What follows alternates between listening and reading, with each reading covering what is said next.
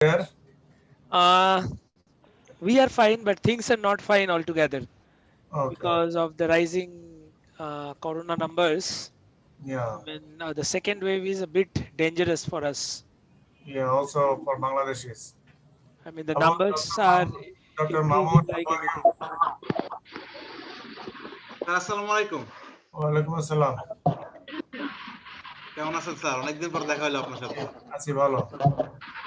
Dr. Nazrul will join at 8:30 Bangladesh time. তো play store কোনোভাবে update হচ্ছে না। আসসালামু আলাইকুম স্যার। ওয়ালাইকুম আসসালাম। Chancellor কে person একটু knock দেন। Busy circle.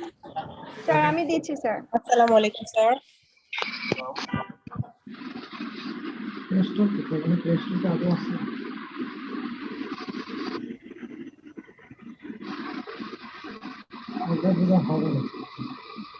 স্যার ওয়েবিনারটা কতক্ষণ হবে? Maximum 9. Assalamu alaikum. Assalamu alaikum, sir. Only 3 speakers.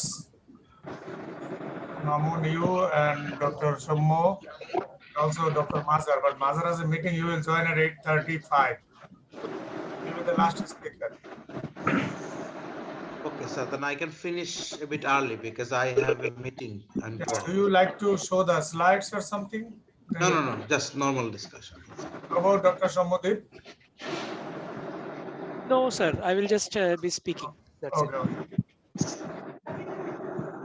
Okay, as we have enough time because the third speaker is coming late, so after inaugural session, you can take 25 minutes, 20 to 25 minutes.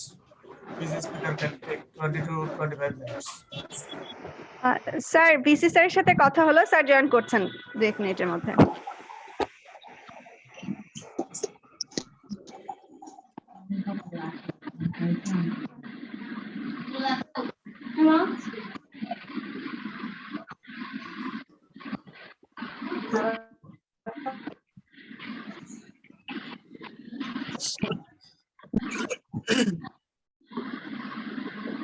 আসসালামু আলাইকুম sir.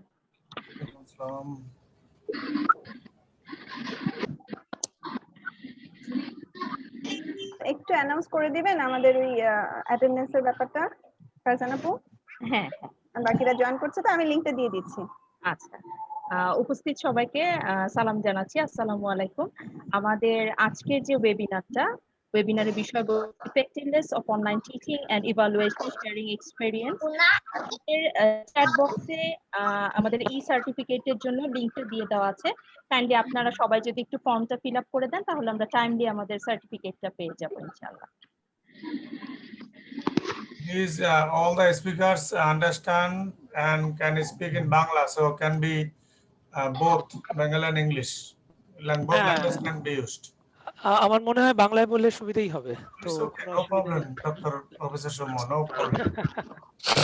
Just mix Bangla or English. সব জায়গায় তো ইংলিশেই হয়, তো এটা যখন নিজের মাতৃভাষায় বলার সুযোগ রয়েছে তো বাংলাই বলবো, ভালো লাগবে।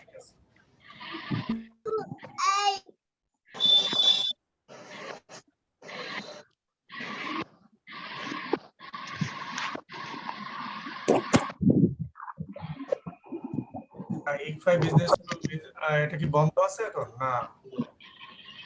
এখন আমাদের ওয়ার্ক ফ্রম হোম শুরু হয়েছে লাস্ট সপ্তাহ থেকে।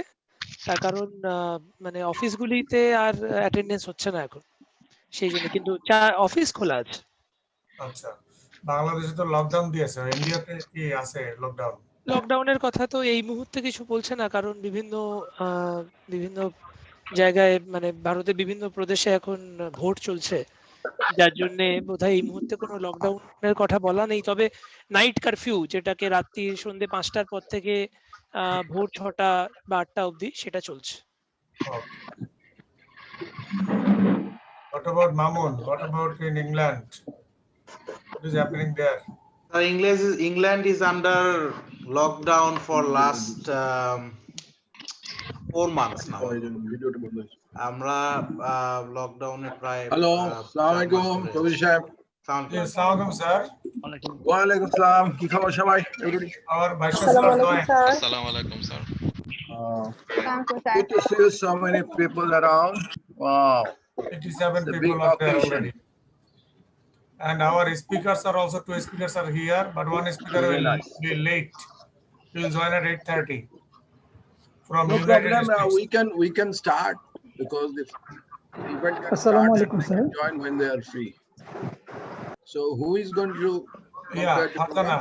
Then if you allow, then Yes, please. I think it's already 7:30, 7:35. Let's start. okay, Farzana. Let's not waste Thank time. Farzana, go ahead. Thank you, sir. Thank you. Okay, sir. I'll Okay. start. Assalamu alaikum and good evening. Welcome to our today's international webinar on effectiveness of online teaching and evaluation, sharing experience organized by Faculty of Business, Northern University, Bangladesh. We know online learning has been on the rise in recent years, and it's really not hard to see why.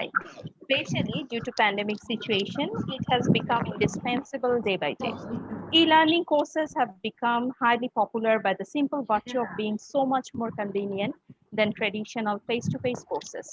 Students could engage themselves with multimedia content and learning materials at whatever time is most convenient to them. Moreover, they didn't travel anywhere to study. They could simply log into the virtual campus from the comfort of their home or office. Additionally, it's cheaper, needs smaller budgets. Students who are serious for improving their understanding, learning new skills, and gaining valuable qualifications are very keen to enroll in these types of courses. Here, retention rates are higher and more frequent assessment can reduce distraction. But ensuring effectiveness in online teaching and evaluation is becoming increasingly important and challenging for both the instructors as well as the learners. Today, all of these important key factors will be discussed by our honorable guests and resource persons. It's a great honor for me to introduce Honorable Chief Guest, Professor Dr. Abu Yusuf Muhammad Abdullah, Honorable Chairman, Northern Please, University. Farzana, I interrupt. Please mute your mic. Give the announcement. Mute the mic. Tell them to mute. Any noise? For minimizing the noise, may I request all of you, if we mute our mic. I'm requesting all of you kindly mute the mic. I'd like to kindly request the host to mute all so that who can want to speak, he or she can unmute himself or herself.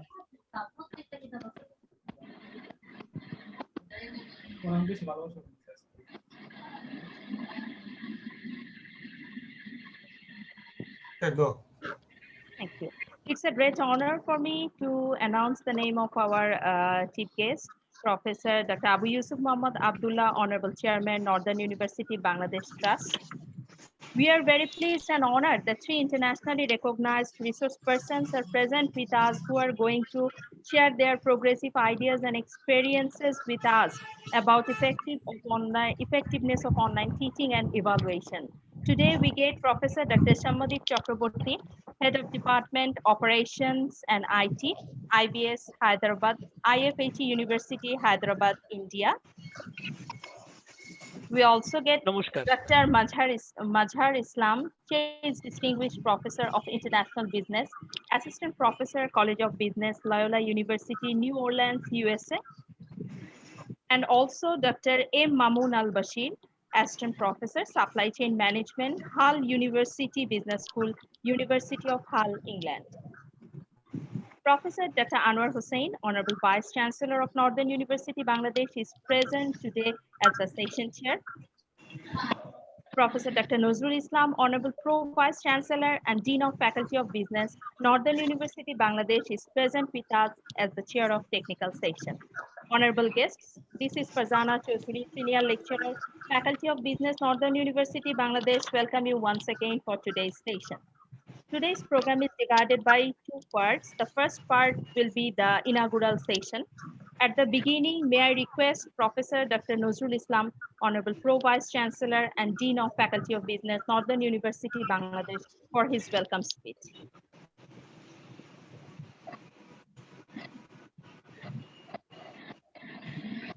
Sir, kindly unmute the mic. Thank you. The webinar on effectiveness of online teaching and evaluation, sharing experience, organized by School of Business, Northern University, Bangladesh. The organizers and the chief guest of today's program, Professor Dr. Abu Yusuf MD Abdullah, Chairman, Northern University, Bangladesh Trust, and the session chair, Professor Dr. Anwar Hussain, Honorable Vice Chancellor, Northern University, Bangladesh, and distinguished speakers, Professor Dr. Shambhudip Chakraborty, Head of the Department, Operations and IT, ICFI Business School, Hyderabad, IFAC University, Hyderabad, India, and Dr. Mazhar Islam, resource person, says Distinguished Professor of International Business, Assistant Professor, College of Business, Loyola University, New Orleans, USA, Dr. M. Mamun Al-Bashir, Assistant Professor, Supply Chain Management, Hull University Business School, University of Hull, England. My dear colleagues, guests, Assalamu alaikum and very good evening to all of you. I, as a professor of Northern University of Bangladesh, welcome you all to this very important international webinar on effectiveness of online teaching and evaluation and sharing experiences. Today, we shall listen to the experience of ICFI Business School from Professor Dr. Shambhudip Chakraborty.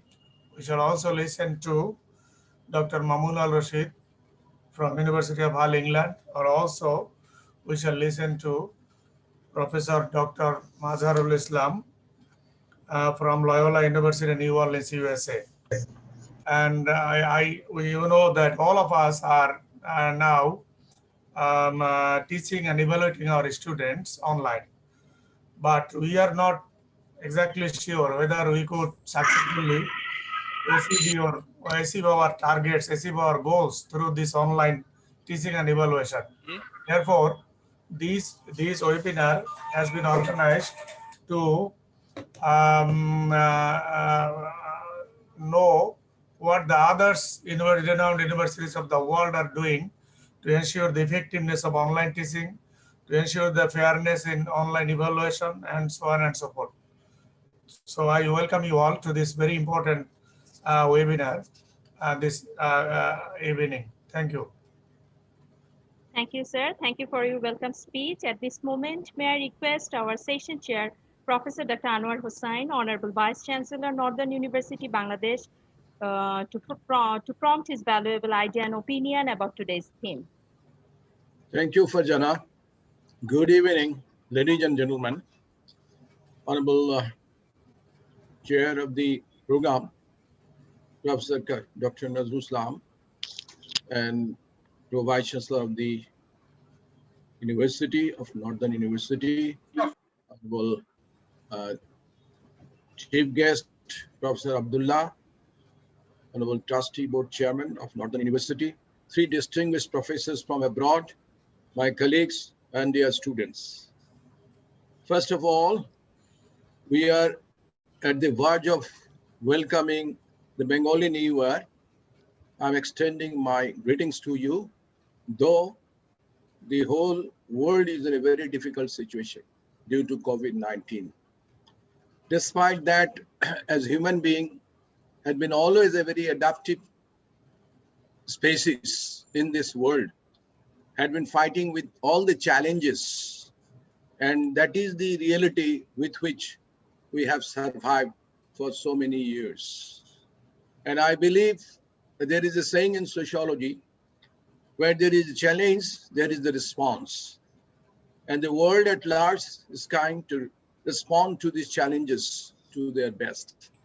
So due to this abrupt, pandemic, which was let loose last year, the whole world was totally dismayed because it was a big blow to the life and living of millions and billions of people. So in that context, Bangladesh was no exception. When the government announced the lockdown, Northern University, due to our very able leadership from Professor Abdullah, we started to go for online teaching. Northern University had some prior experience in online teaching because in our School of Business, we initiated the online teaching from two distinguished professors from Australia and Malaysia for the MBA program. So with that experience and the improvisation and the cooperation between the faculty members and the students, we jumped into the online teaching just 2 days after the lockdown. And that saved our students' academic program for the last year. So we could successfully conduct the classes. We should also go for proper evaluation and also transmitting the students from one semester to another. That was not a big problem. And all this we had done to adjust with the new normal situation, as the global saying goes. And our experiences gradually improved as we improvised into new ideas, new experiences we learned from hitting the ground. And that gave us the efficiency level right now, which I think quite at par with the formal face-to-face teaching. So I hope today's distinguished speakers will enlighten us on the pedagogy and also the issues related to how to make the online teaching much more efficient and effective. But for administrative purpose, I can tell you and vouch you, trust me, that we have become very efficient in determining and monitoring the classes because everything comes very quickly to us because we can now track the students' performance as well as the teachers' presence in the classes. And all the classes are being conducted at most 100%. And the students' attendance also gone from 70%, the previous average, to now 85 to 90%. So that is one of the advantages of the COVID situation that befell on us.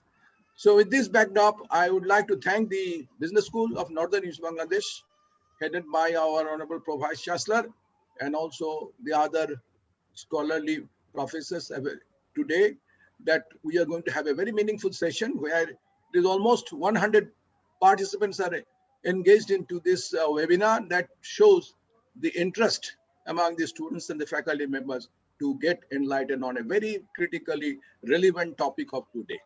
Without much ado, I would like to again express my humble gratitude to all the distinguished professors who have joined us to enlighten us on these issues, and also to the department and the faculty members, and also students for their very presence in a big number. Since I have some other preoccupations, I'm sorry I'll not be able to link with this particular interesting program for long, but I will try to listen to the honorable speakers whenever they are coming and joining us. So with these few words, I would like to inaugurate this what I would say, a very, very effective and timely session that has been organized by the Business School today before we embark on the new year. Once again, I greet you with the happy Bengali New Year. Allah Hafiz. Thank you. Thank you, sir. Thank you, sir, for your valuable words. And with the speech of our Honorable Vice Chancellor, sir, the inaugural part of today's session has completed. Dear participants, I request you once again to fill up the form of e-certificate. The links are already been provided in our chat box. Now we are going to start the technical session of today's international webinar, where our honorable resource persons will focus different key determinants and share their experiences about effectiveness of online teaching and evaluation. Our honorable Pro Vice Chancellor, Professor Dr. Nazrul Islam sir will handle this session. I'm humbly requesting Dr. Nazrul Islam sir to start the technical part.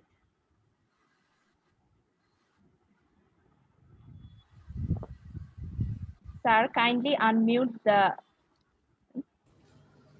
Thank you, Farzana. Dear participants and colleagues, good evening to all of you. You know that COVID-19 affected teaching and learning process of higher educational institutions all over the world, not only in Bangladesh, all over the world.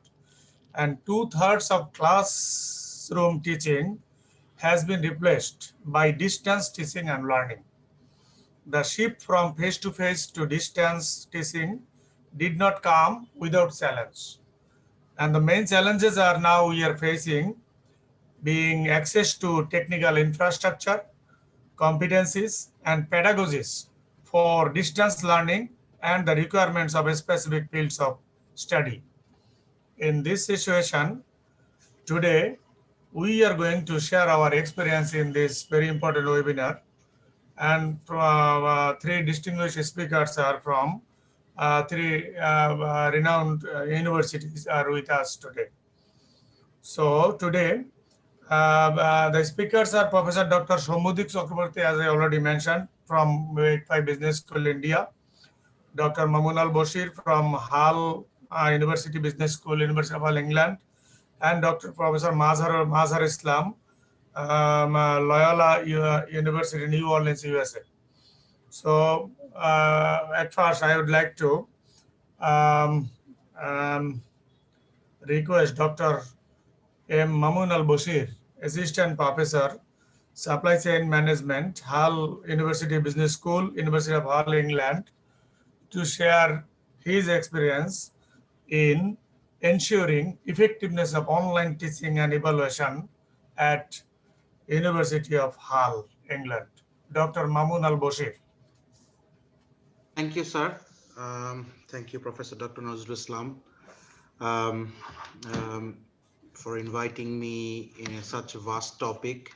It's a really important topic because um, although we are probably because we are we are teaching in a Western country, but even then we are not sure that we are actually doing the right thing. So this particular online teaching thing is still under research. There are a lot of changes we see every month.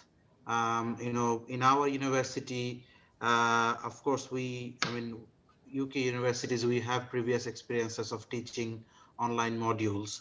However, um, in this huge number, like all the students are being transferred to online teaching, is first time in the history. That's why, from the very beginning when we started our online teaching till now, what we see, there has been a lot of changes. So let's start talking about how we started initially. So initially it was almost the same sort of experience what Bangladeshi universities had and we had here. So main issue is the main advantage of ours was the platform. We already had the online teaching facility, the platform that we have. I understand, coming from a Bangladeshi background, and I've been teaching in Bangladeshi universities as well. I know that a lot of universities, their teaching platforms, like learning teaching platforms, were not ready at the beginning.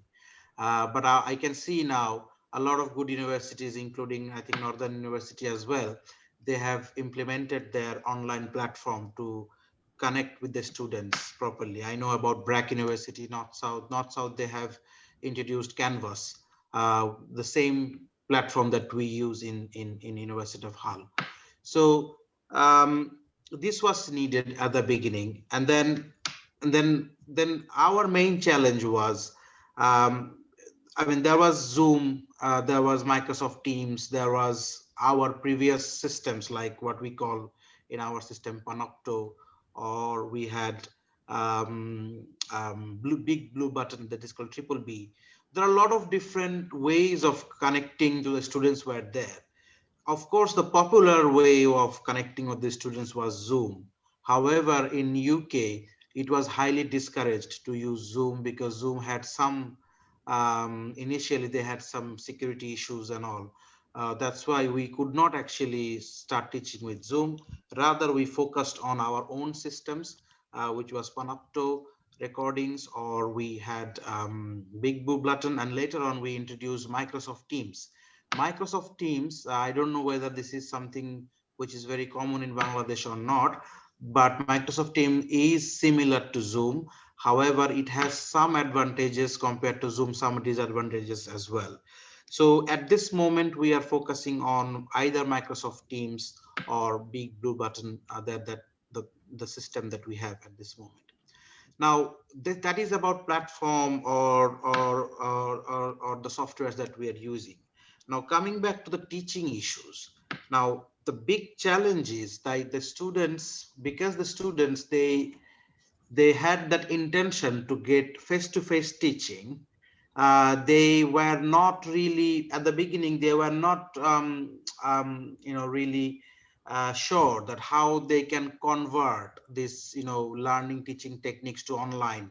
So they initially we took 2 weeks break. I remember at the time when the COVID pandemic and the lockdown situation started in the UK, we gave the students 2 week time of understanding the new systems. Within that 2 week time, we also, our faculty members and all, we also took time and converted our lectures into online activities.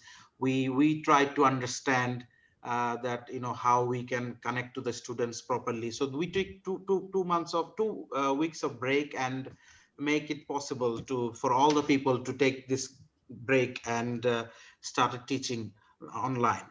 So from there, so basically we're talking about March 2020 till April 2021 when we are talking here, still we are teaching online. So for whole 1 year, we didn't had any single face-to-face classes. We had in last September, we tried to open some blended teaching. Around 2 to 3 weeks, we had some sort of blended teaching, like some face-to-face and some online. Then again, the COVID situation became really critical, and we had to totally shift to the online. So you might say that more than a year now we are totally focusing on online teaching. Now, in terms of teaching, like the main issue was, first we focused on the accessibility. We had to ensure, because the students, when they were in the campus, they can access to the library, they can access to us, face to face, a lot of things were possible. We had to ensure that everything is accessible online. So within the 2 weeks of time, we made sure that every bit of support that they get physically here, that is converted into online. So we have made sure that all our library facilities, our books, there were some books which were not having ebook facility. So we had to ask the library to convert all the books into ebook facilities, where the students do not have to come back to the campus to collect the books. Initially, it was difficult for the library, but within 1 month of time, they were also able to convert all their books into online ebooks. Then we also focused on personalization. Now the thing is, in a face-to-face teaching, we know that we can talk to the students, we can give them one-to-one time, and also within the classroom, we can easily interact with them. But online teaching, the main issue is that sometimes the students, they don't feel, I should say that, that personalized touch of the faculty members. So for that, what we did, we converted our lectures in a different way. Now, normally when we do online, when we do face-to-face teaching, we go for so we go for face-to-face classrooms. Let's say in UK system, we have lectures and tutorials or seminars, whatever you say.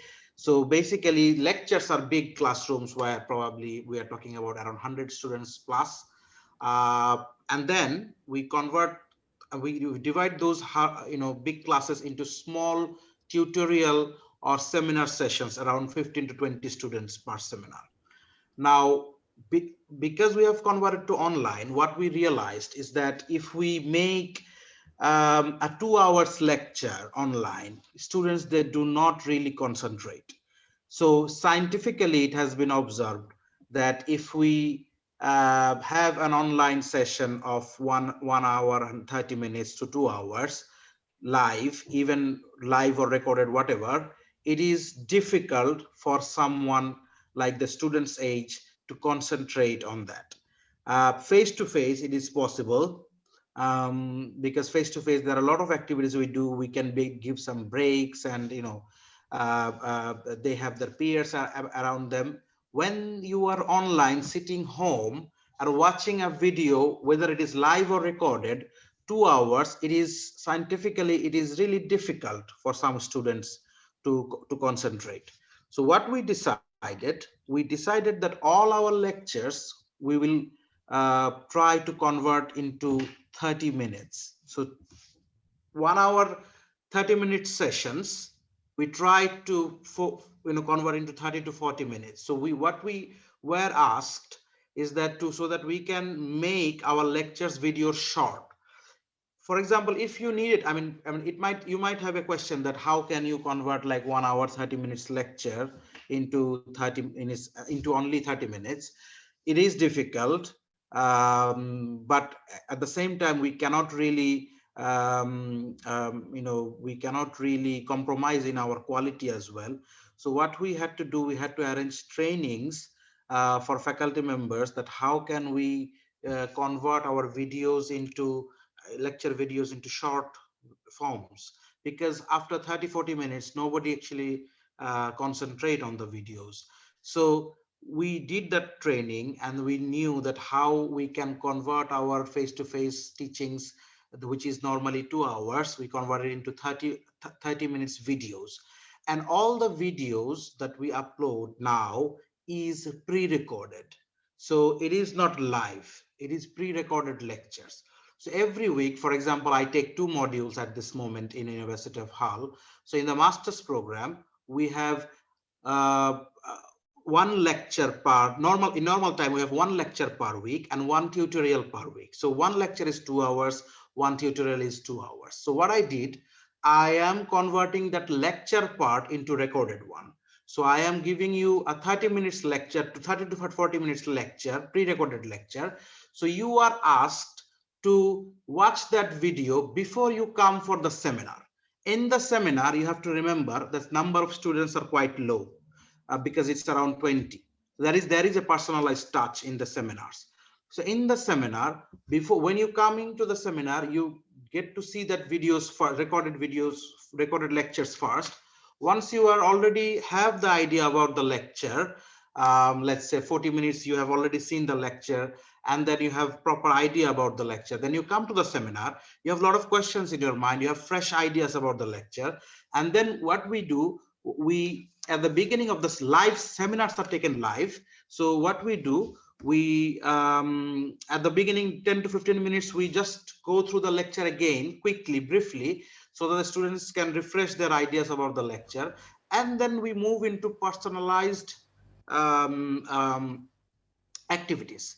And what sort of personal activities? For example, I teach management. I'm teaching sustainable supply chain and logistics, where I am coming up with some simulations, and as well as I'm coming up with some case studies, which I'm asking them to work in a group. So even the 20 students coming in a seminar, I divided them into 3 breakout rooms, and I provide them the same case study or same simulation to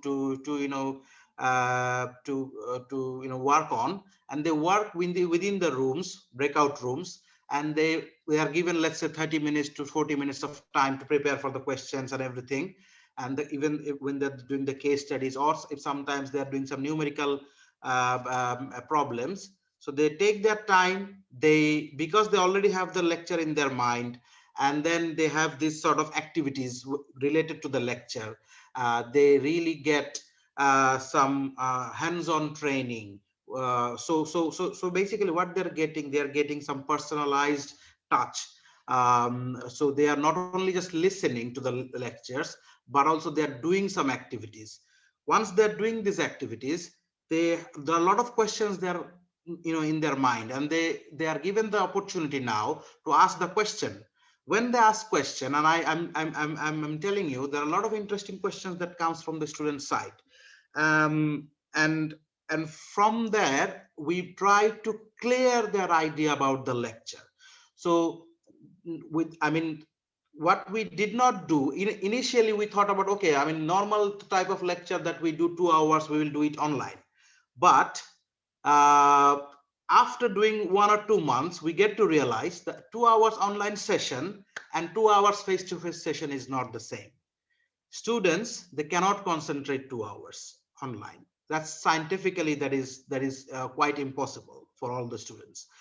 That's why we shorten our lectures into half an hour to 40 minutes, converted into, and of course we got training how to do that, and we shorten our lectures. We upload those before coming to the class. They see those lectures. Then when they come into the class, we give them a short briefing again live. Once they're in getting the briefing, then they are given the opportunity to do some hands-on training, sort of case studies or simulation sort of things. They're doing it online. They're asking the questions. They're discussing among themselves, and they're discussing with the whole classroom as well. So this is giving them a clear idea about the topics that we are covering, which is very interesting, which is the biggest change that we have done in last 1 year, when we were in face to face and now we are online. And most importantly, it is giving them the flexibility, because as you understand that face-to-face teaching, you have to be on time in the class, you have to prepare within that time. Because we are giving it recorded lectures, so they can watch anytime when they have time. And we are doing these live sessions which are also recorded, so they can revisit those sessions, and then they can clear their ideas. So it is giving them an independence and flexibility in terms of getting the knowledge.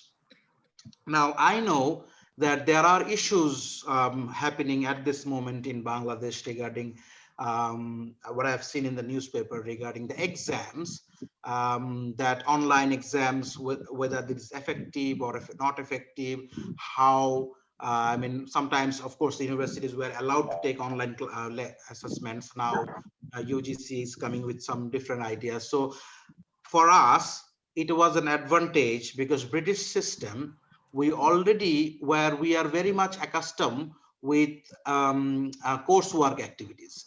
So for example, both of my module that I'm teaching at this moment, we do not, of course, have any exam. We have courseworks. Now, what is coursework? You all know what is coursework, like assignment sort of thing, but this is done in a really restricted way, really well administered and well looked after way.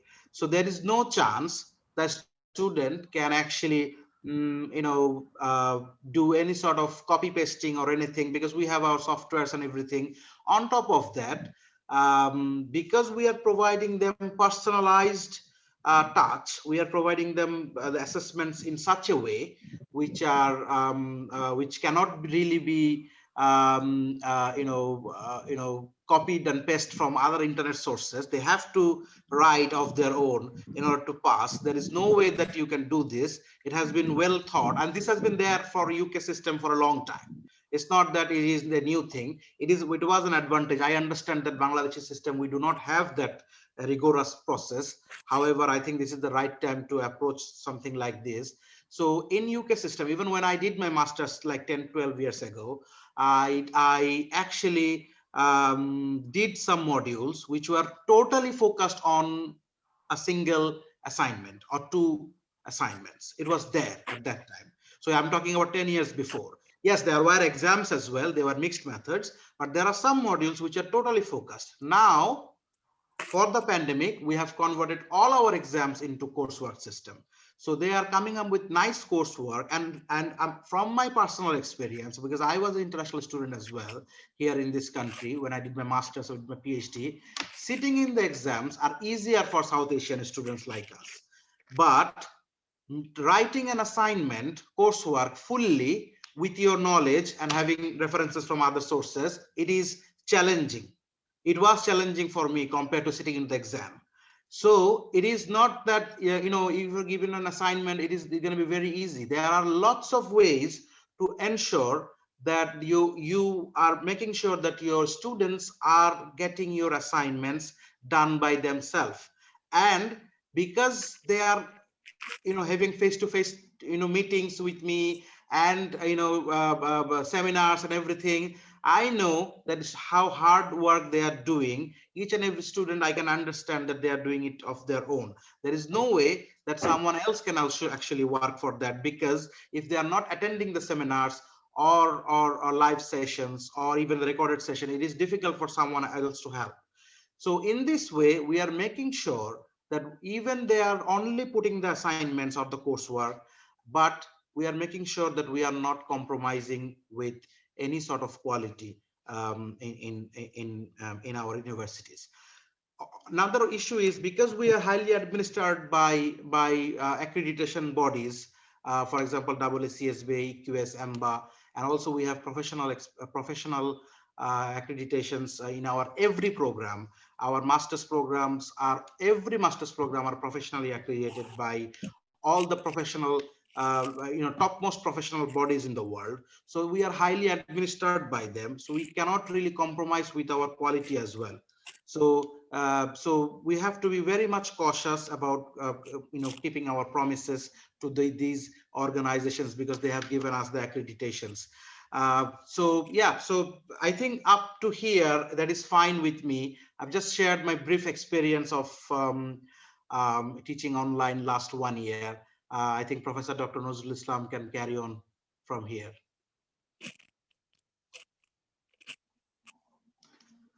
I think, sir, your mic is muted. Dr. Mamun, thank you very much for sharing your experience from University of Hull. But you wanted to say that when this offline teaching and evaluation was converted into online, there are some challenges to the students, to the faculty members, and the people who are associated with this teaching learning process. And to overcome these challenges, University of Hull has given arranged the training sessions for the faculty members.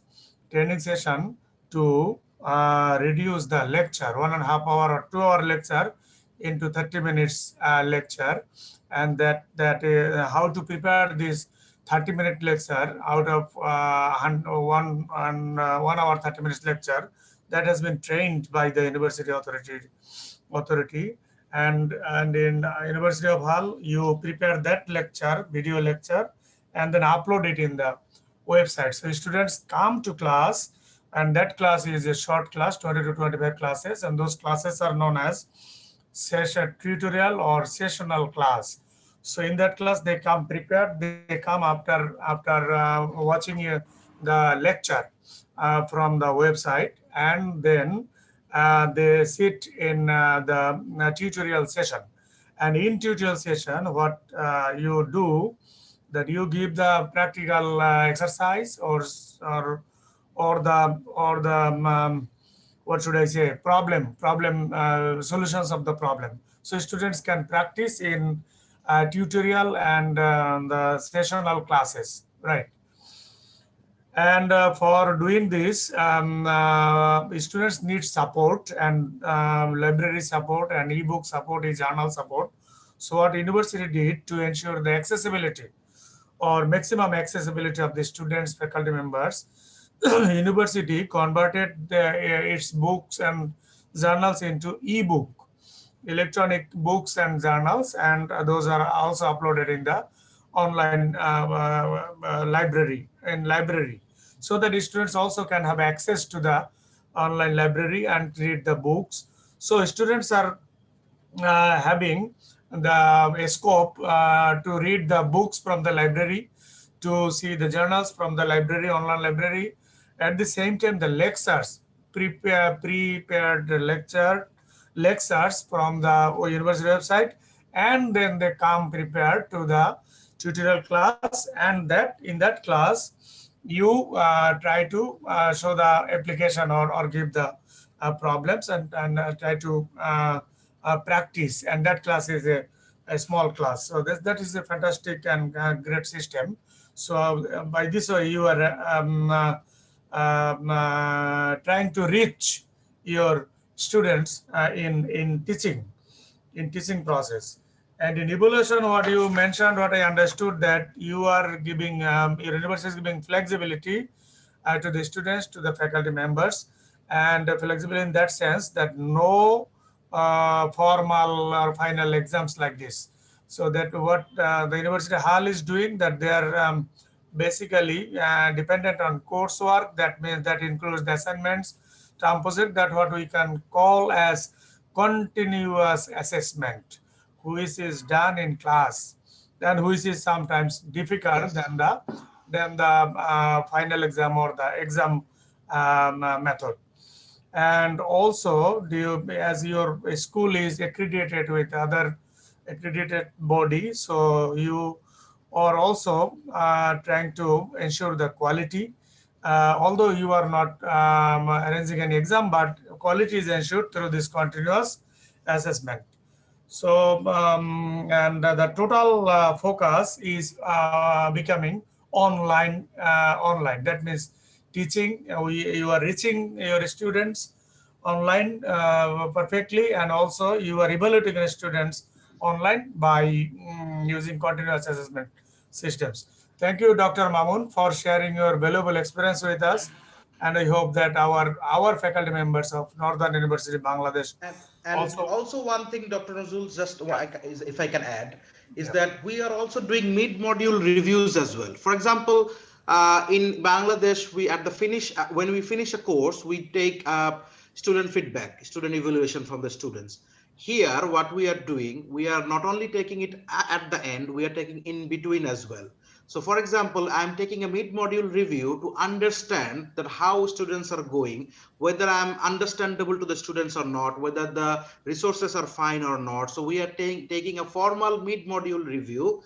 And after that, if I see that there are some changes needed, it is advisable that the rest of the session, rest of the semester, you try to adjust with what sort of problems the students are facing. So that is one thing also very important when we are doing online teaching here. Yeah, thank you, Dr. Mamun. Also, mid-module review you also do at the middle of the semester, so that you can understand how your lectures are going on, what about whether students are really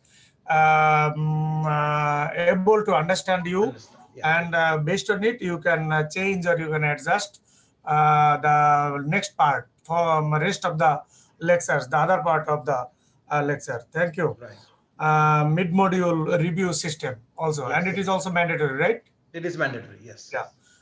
Thank you, Dr. Mamun, for sharing your valuable experience with us. Now, I would like to go to Professor Dr. Somodip Chakraborty, Head of the Department, Operations and IT, ICFI Business School, Hyderabad, and IFAC University, Hyderabad, India. Dr. Somodip Chakraborty, what about I know that your school is ASCSB accredited and accredited by SACS and other accredited body. So I'm sure that your school is also under pressure to ensure the effectiveness of online teaching and evaluation. So what about your experience in ICFI Business School? How are you going to ensure the effectiveness of online teaching and evaluation over there? Dr. Shomudip. Thank you. Thank you, Dr. Islam. And first of all, I would like to thank NUB for inviting us, because it is giving us a global exposure about understanding what the things are happening across the world. Uh, I would like to thank Professor Dr. Abdullah, Professor Dr. Anwar Hussain. I'll also like to thank and welcome Professor Mazad Islam and Professor Mamun, who are my co-speakers, and also warm welcome to the other dignitaries and listeners and all those people who have joined. Uh, on a very happy note, I'd like to tell that when the first lockdown started in our country, and it was a bit late in comparison to the other countries. So we were getting some information regarding that similar situations might be occurring. So basically our preparedness was much higher, much higher. Secondly, ICFI Business School belongs to one of the topmost ranked digitally enabled schools in the country. And it happens to be India's biggest business school in terms of number of students. So our infrastructure was somewhat available and it was in place. Although readiness might be questionable, but infrastructure was in place. So one advantage we had was we had for the last 5-6 years been into distance learning mode, and distance learning education wing was already effective, where we were teaching the executive MBAs on weekend MBA.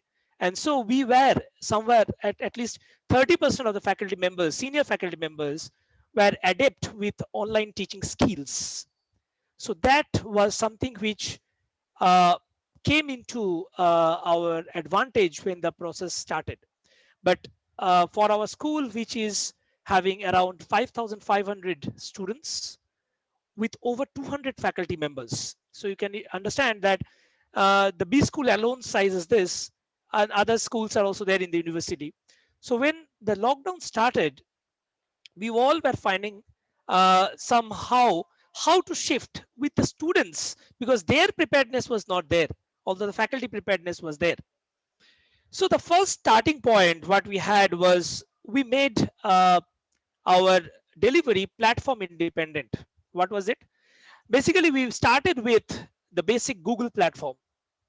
So we had Google Meet, because many of the times we have some issues with whether we are using copyrighted softwares, whether we will be using licensed softwares. In order to avoid that, we started the process with the Google Meet.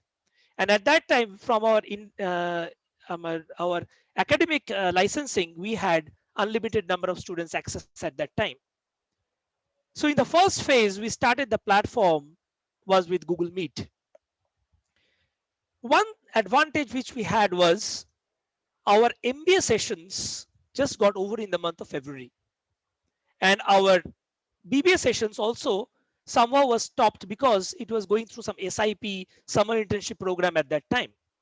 So basically the main flow of teaching which started in online started by the end of March when the BBA students returned, and for the MBA it started in the month of May.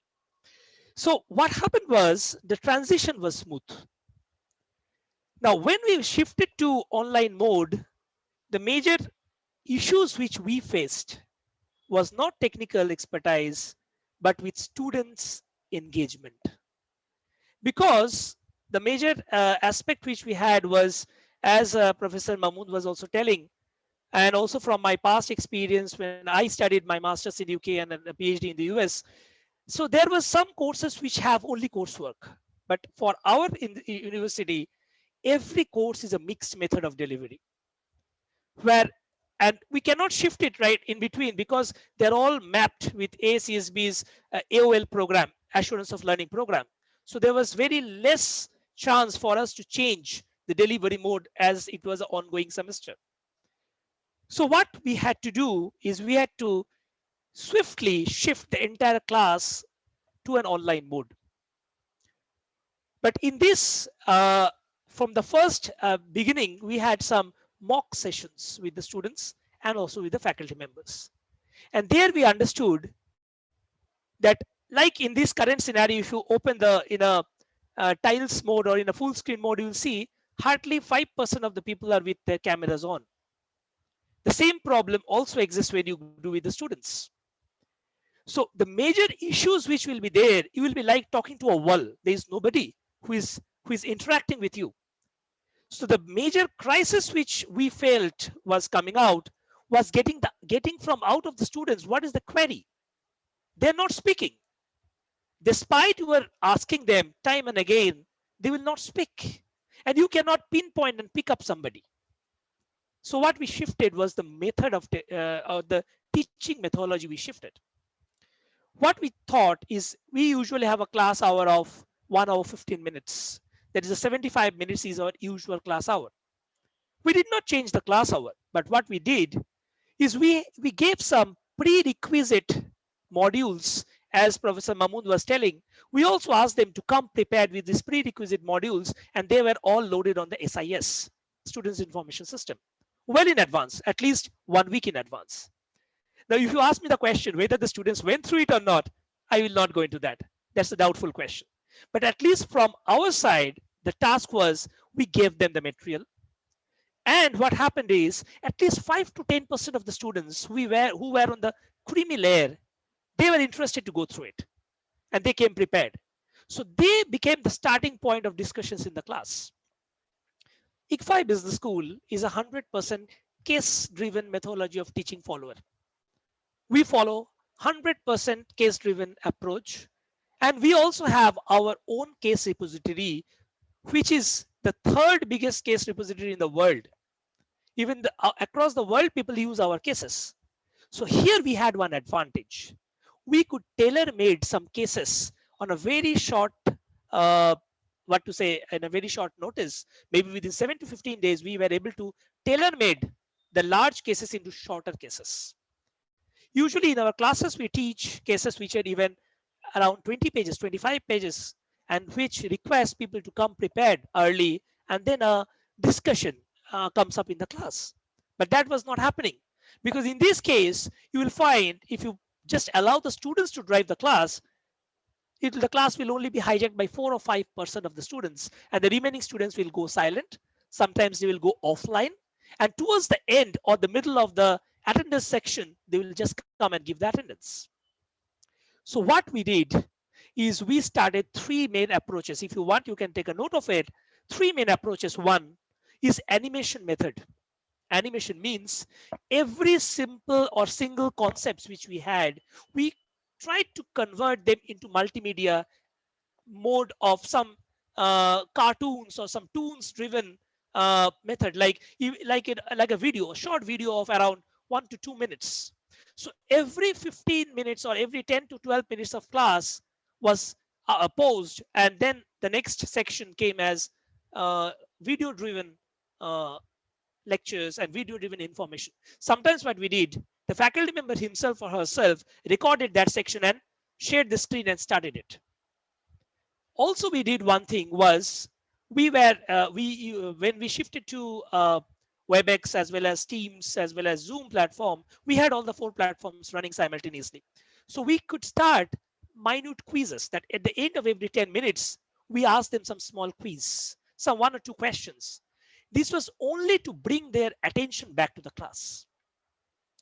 We have a class participation method, and so those quizzes were something which helped them give an idea about that. The more they go for it, the more will their class participation be recorded. And one more thing was there, every session from the beginning to the end was being recorded. See, I will just like to tell you that we follow some 5, 1, 2, 3, 4, 5 approach. Starting from 5, we understood that in online mode as well as for the Southeast Asian students, the major issue which we face are 5C. 5C, C means the alphabet C. First C is clarity. In the class itself, they lack clarity. So when in the online mode, clarity has to be taken care of. Second, communication. How you can make them speak. So we always try to entice them with some problem questions. We try to create an argument, a debate in the class, so that somebody will be forced indirectly to speak out. Third was conviction. Even if they wanted to speak, many of them had the problem of conviction. They were not sure what they were speaking. Fourth was confidence. There was no confidence that yes, they could stand up to that point and they could say that. Many of them were not even that much tech savvy. They tried to unmute, but they could not do that. So many of the times they faced a lot of issues with that. And finally, the fifth one was conditioning. I will say this online mode of teaching is a big learning curve effect. You can't expect 100% on day 1, but we could find that each passing day, the improvement was visible. One more thing was there.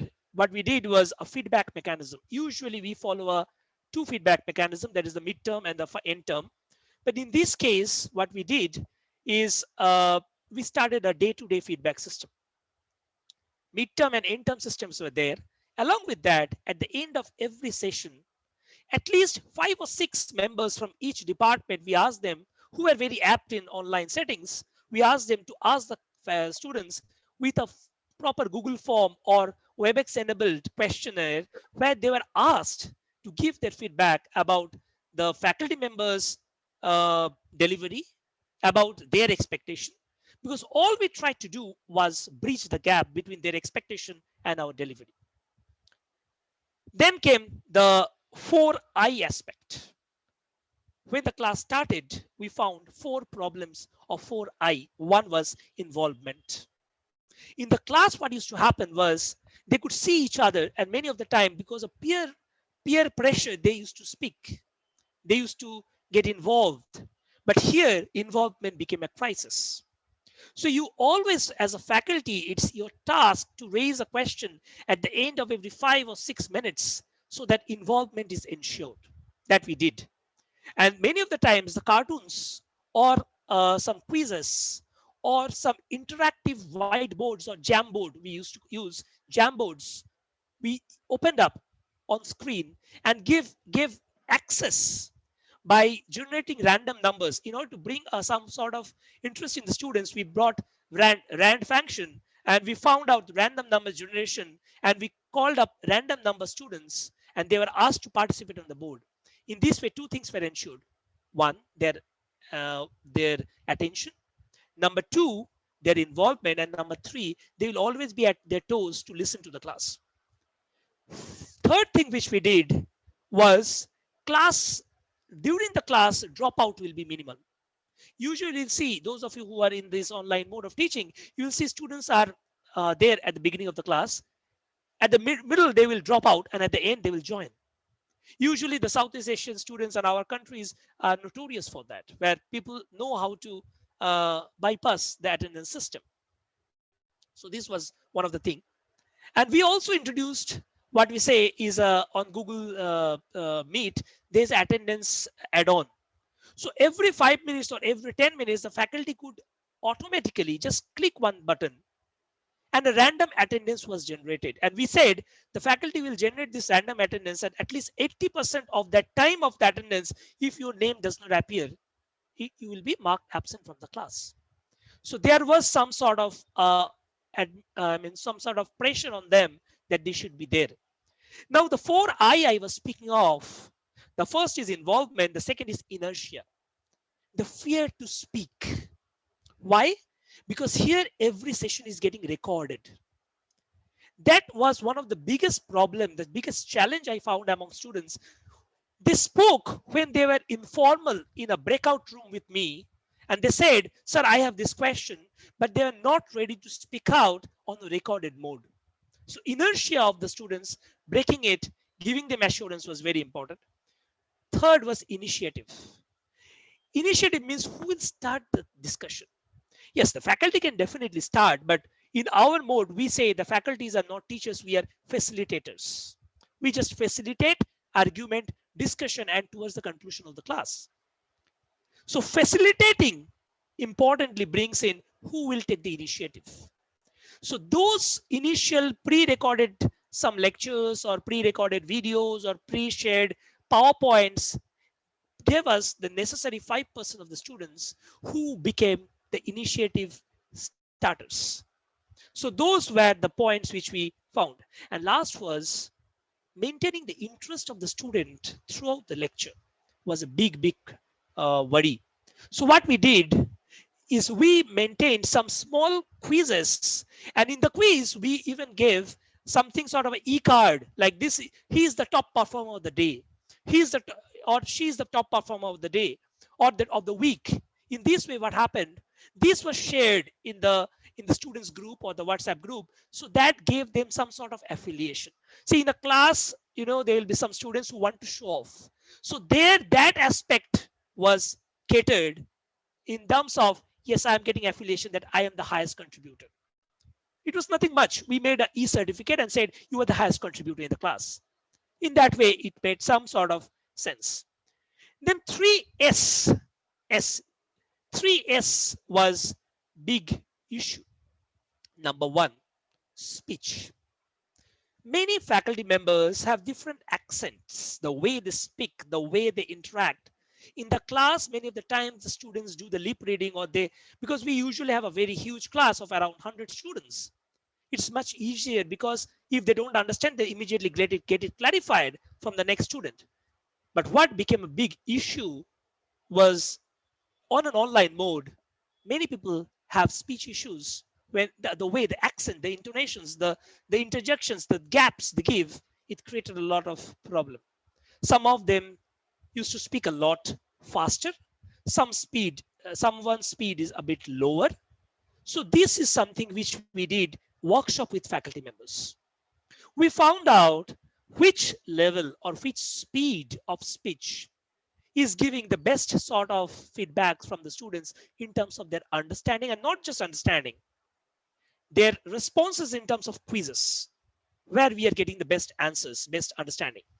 This became more important in terms where the quantitative approach of the teaching came into picture, because I myself am a faculty of operations where I teach core operations, supply chain, project management.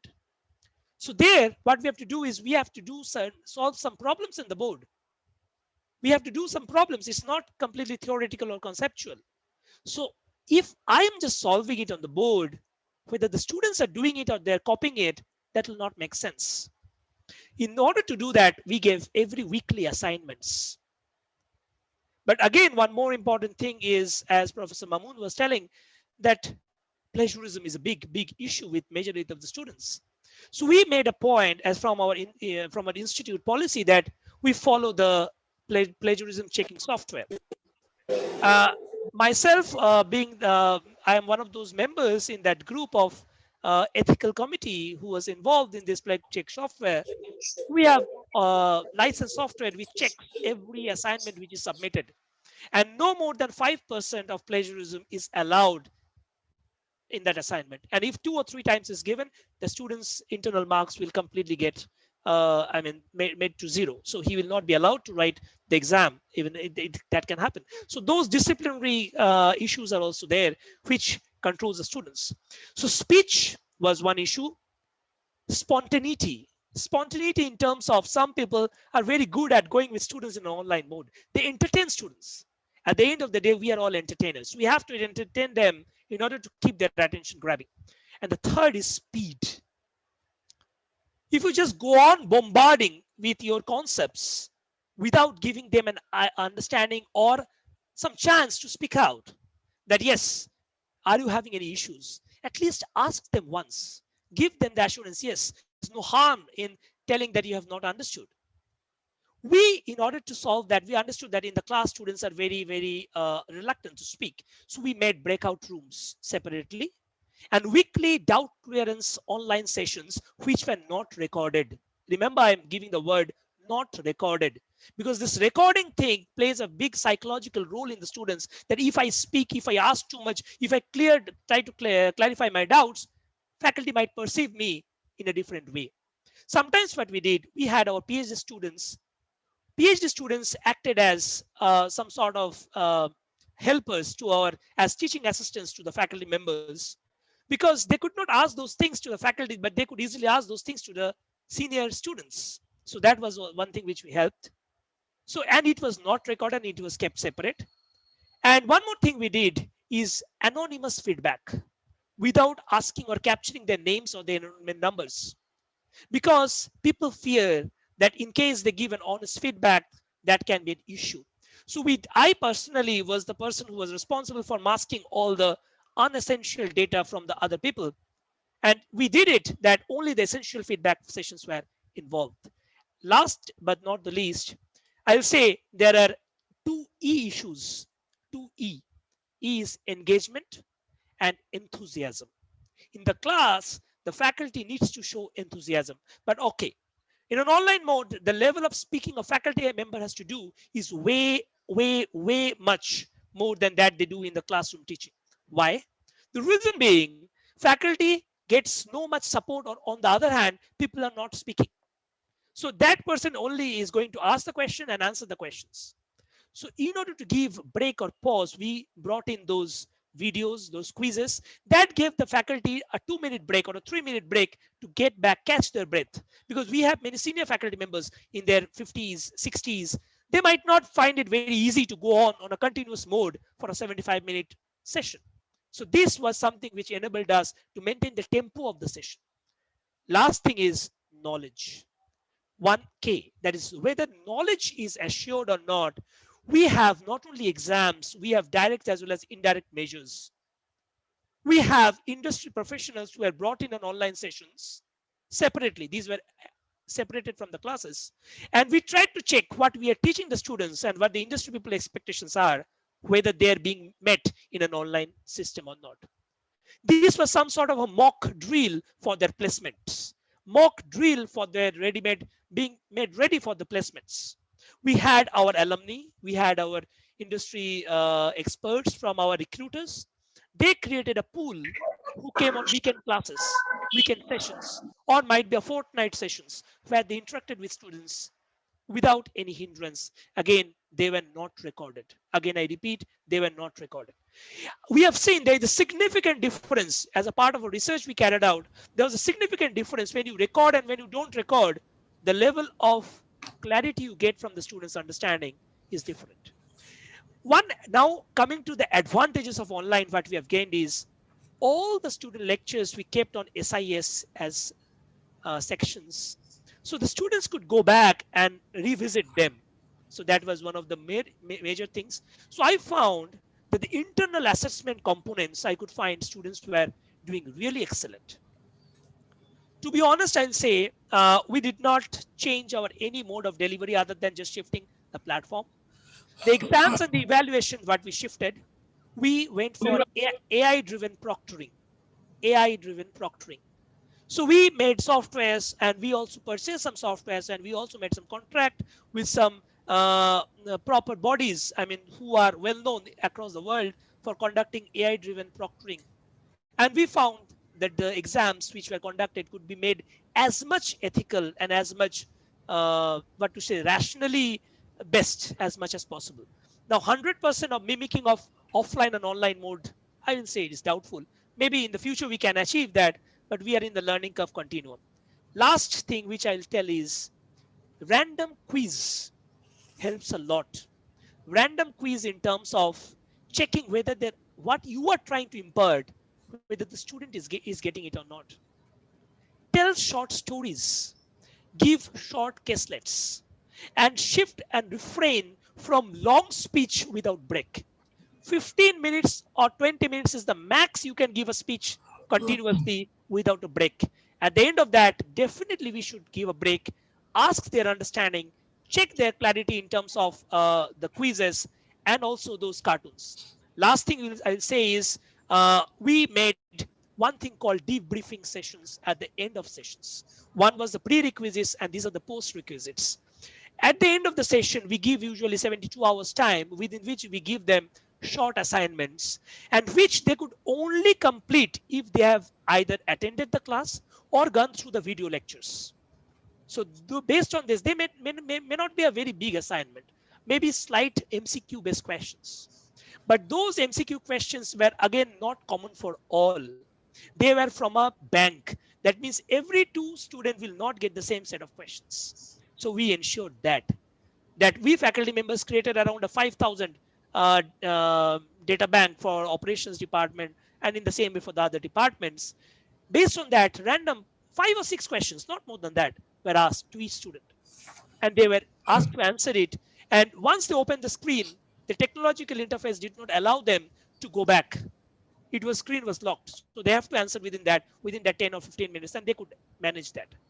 Last thing is we are now looking for a hybrid mode. This is a futuristic thing. Hybrid mode means there will be a time when the classes will also open, but as well as our online mode will also go on. So because this will give us a flexibility in terms of maintaining the social distance. Might be in a class we cannot accommodate more than 20 students now. The remaining 80 students will be attending from their homes or the rooms, and there we will be maintaining that. So these are the major things, but we could not change much in terms of the delivery planning. The reason being our ASASB accreditation is there in place. The AOLs were pretty stricter. And also we are in the process of the other two, part of the other two accreditations as part of triple accreditation process. So we did not take any chance of those change of the mode from exams to complete coursework, but we made them coursework with presentation, and those things were all recorded and kept into our records. So in short, this is what we did. And size of the class, initial time of the starting of the online, we shifted from 100 to 50, but later on we slowly, as our expertise level increased, we went up to around again 60 to 80 members maximum in a online mode. So that's what we did. um, but yes, if you ask me, are there no hiccups? One or two hiccups will always be there. Rather, we should take them as exceptions rather than the norm, because we did not stop teaching even for 72 hours. There was not a single class which were cancelled because we shifted to that mode. But one more advantage we also had is revisiting the class by the students help them revisit the concepts which could help them the access. So that was something which we did. Last thing is our own publication house converted the books into online mode, much similar to what Professor Mahmood was telling. We had ebooks from the publishers as well as ICFI's own publication house. We had our own workbooks, which were each running around 100 or 200 pages and or 300 pages. They are all available on online mode for the students to practice. And cases were converted into short caselets. So that helped us a lot to retain the attention. And actually, we got a good feedback from the students in terms of their learning efficiency. And our placements were actually not at all hurt, because the same level of placements we could achieve even in the middle of pandemic because of some of the measures. That's all from my end. Thank you. Hopefully এই কথাগুলি আপনাদের help করবে। দেখুন যদি কিছু অসুবিধা থাকে আমাকে শেয়ার করবেন। Thank you. Thank you very much, Professor Dr. Sommodip Chakraborty, for sharing the insights of teaching and evaluation of ICFI Business School. What you have mentioned, just if I sum up, that the preparedness is the key word. When this COVID situation arose, then your institution had a higher level of preparation. You prepared through training the teacher, and also we have mentioned that you used Google Meet with academic license, and you used it, your university used it as an independent platform, and by which you could give the attendance maybe after 10 minutes. So in order to ensure that the students are not leaving, they are in class, they're attentive, and so on. And you also mentioned that it was not the technical challenge. Challenge was rather the student engagement, how to engage the students. And for that matter, what your organization tried to do, that every course you used the mixed method of evaluation and had to shift online mode in this COVID situation. So the prerequisite modules are given and uploaded there. And as your organization, ICFI Business School is a fully case-based institute. So and I know that your institute is also one of the largest case research house of the world. So your cases were shortened and um, reduced to make it readable to the students from your case research house. So that was another good side that could help the students and teachers to teach online. And you also mentioned that class participation was encouraged highly, and perhaps you have given the marks on class participation to keep the students online, and also random quizzes and debriefing sessions. So these all helped you to keep the student engaged in classroom. And what you use the principles of 5 C's, you mentioned that clarity. That means the professor who was very clear to the students, communication and conviction, and confidence and conditioning. So these are the things principles you followed. Regarding the feedback, day-to-day feedback systems are used and ask the students to give their feedback about the faculty, and anonymous feedback you have taken from the class by using Google Sheet and also Google Meet. And also, if a business is using 4 I's, that is involvement through cartoons or quizzes or interactive things, etc. Inertia, that means try to reduce the fear to speak because they know that it is recorded.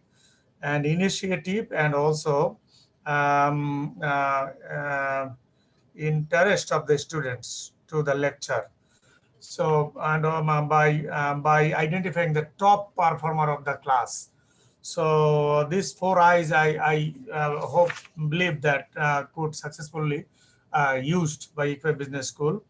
We also mentioned the 3 A's: speech, spontaneous, and speed. So these are also very important. And for the faculty members, of course, to ease the engagement and enthusiasm. And the last thing you mentioned, that it is the knowledge, and whether our lecture could disseminate the knowledge to our students and create the knowledge. And this is all about. I think you focused in depth about the systems, evaluation system, teaching system, and how to keep your students engaged in class. As you identified that engagement in this online teaching system is the main challenge. So Equa Business will try to engage the students in class time, in the throughout the class time, by using different methods and different techniques. Thank you, Dr. Somodip Chakraborty, for sharing your valuable thoughts and valuable experience with us. Now, Professor Dr. Mazhar Islam, SACE Distinguished Professor of International Business and Assistant Professor, College of Business, Loyola University, New Orleans, USA. Dr. Mazhar is with us. Dr. Mazhar, we are discussing, sharing experience on how to make it effective, how to make our online teaching and evaluation effective. What about the US experience? How are you making the teaching effective? And how are you making your evaluation effective? So, Dr. Mazhar. Assalamu alaikum Nazrul bhai, assalamu alaikum সবাইকে. I apologize for Bangla, okay, not no being problem. able Bangla, English, okay, no problem, anything. to attend because we had a faculty meeting, and we know that if you're a faculty member, faculty meeting, you have to attend. And in fact, I think Dr. Shammadip Chakraborty was talking about ASCSB, and I'm part of the ASCSB committee, so I had to attend the meeting. Now, so what I will do is, how long time do I have, Nazrul bhai? You are muted. Nazrul bhai, you are muted. Yeah, 20 minutes. All right. After 20 minutes. So I'll do it in 20 minutes. So what I will do is I'm going to share some of the things I do, more like a practical aspect of it, like approaches I follow, just like tips and techniques or approaches. But I should warn all of you, or you would understand that the approaches that I follow may not work for you. Why? Several reasons. I teach in the US, so my students are mostly in the US, but I also teach in other countries like Colombia, Panama, Guatemala, China. So different countries I teach. And during the COVID, I taught using Zoom to students in Panama. I'm teaching a class in Guatemala right now using Zoom. I taught Chinese, just finished teaching Chinese students using Zoom. So I understand there are different norms, different cultures, different standards. So because I never taught in Bangladesh online or even live, so even if I'm a 100% Bangladeshi Bengali, but there are things I may not know because of the practice of the students and new generations. I have, I go to Bangladesh twice a year, but still I may not be able to see the differences. So please uh, take my presentation in a way that some of these things will work, some of this will not work. Second thing I would say, I teach based using Zoom like I'm doing now. So if you do not, I guess Nazrul had told me you guys use Zoom. So some of these approaches would work if you use Zoom, but I do not know how to use Google Talk to teach or some other tools. Third thing, I use MacBook and iPad. So the kind of few of the things I will mention that is related to iPad and MacBook. So if you do not use MacBook or Mac computers or iPad, some of these things may not work. But if you do some research, maybe it would work with different tablets, not necessarily iPad. The third thing I would say is that um, some of the features of Zoom is not by default. So now I'm teaching or I'm giving a lecture here or I'm talking here, I see some of the features, but I also don't see some of the features that I'm going to discuss. That doesn't mean that your university doesn't have it, but you have to go to Google Zoom's settings and enable them to be able to use them, right? So most of the things you should have it. If you don't have it, you might have to do a little bit research. By saying that, let me start my presentation. I will share my screen and hopefully it should not have any issues.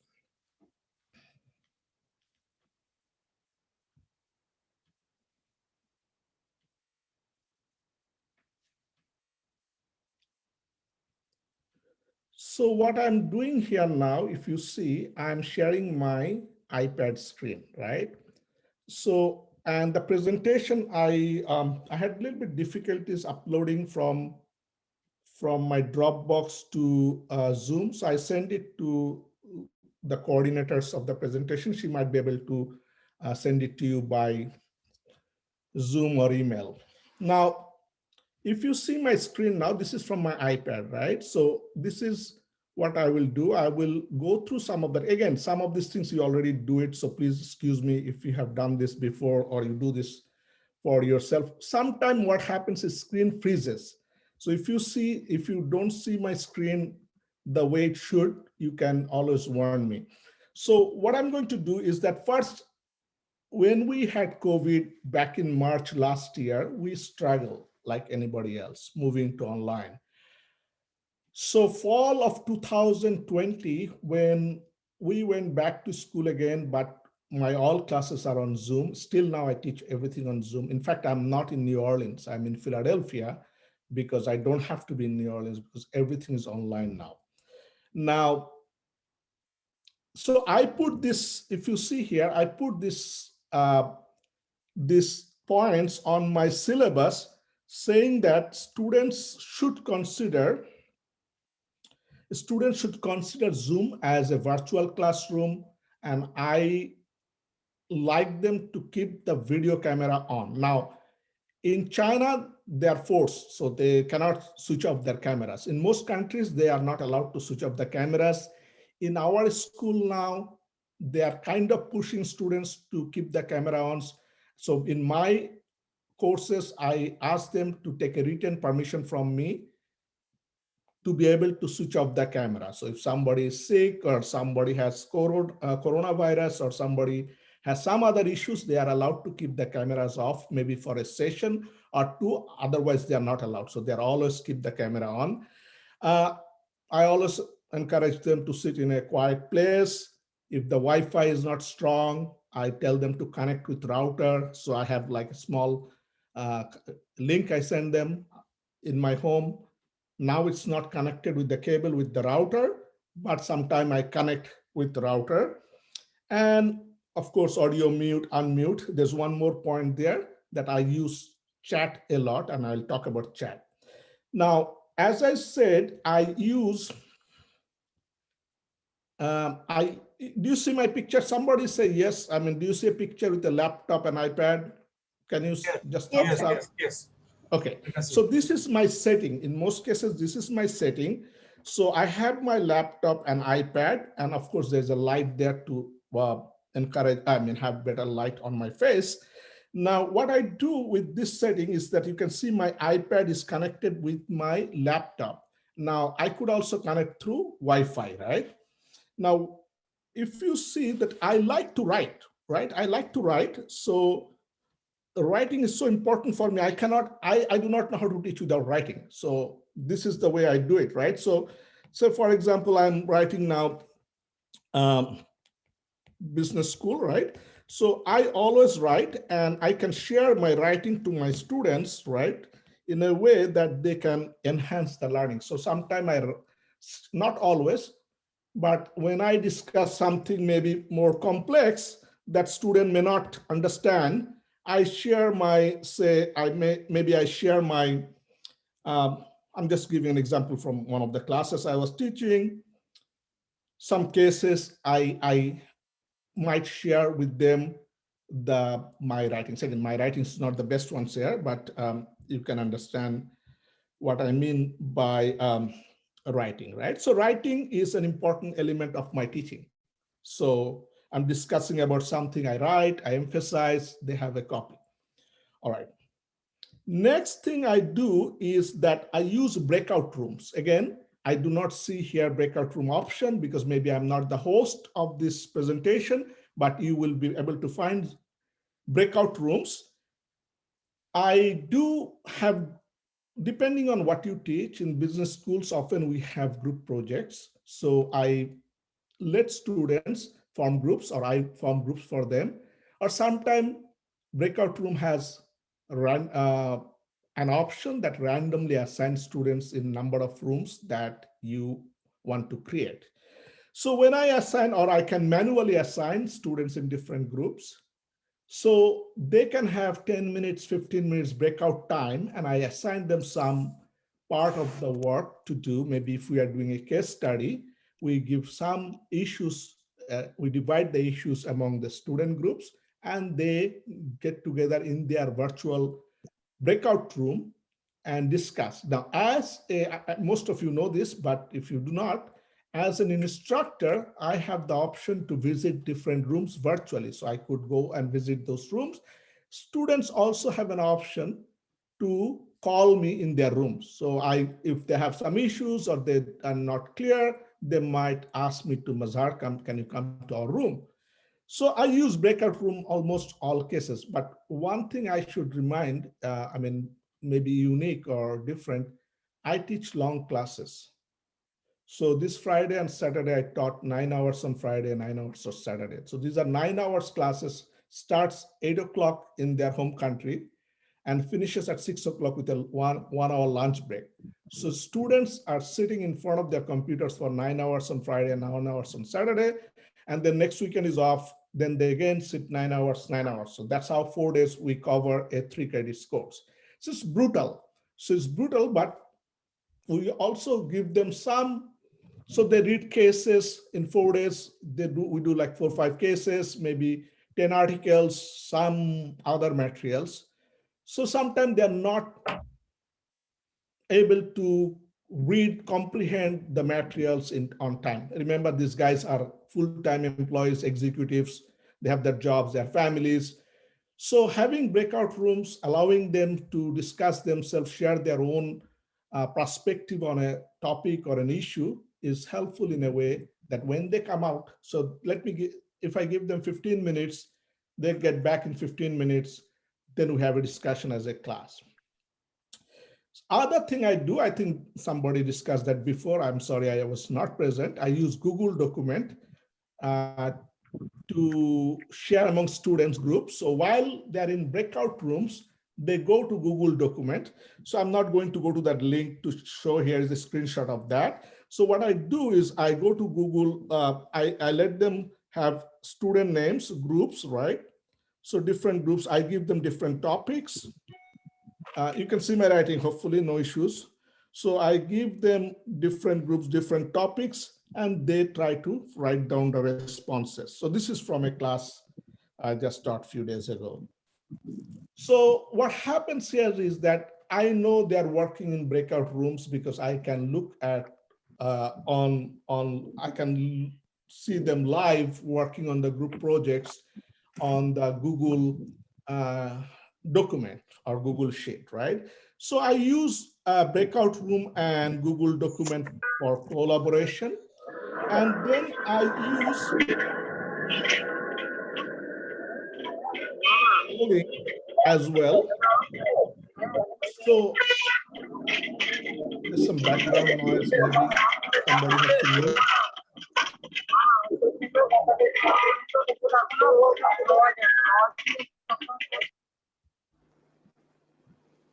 Okay, this is good.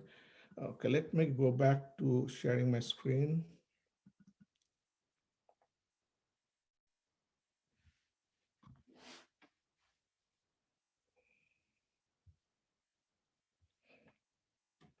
All right, so what I do next is I also use polling. So polling is another interesting feature that we have in Google Zoom. So if you look at polling feature, again, that you might have to enable it in your system.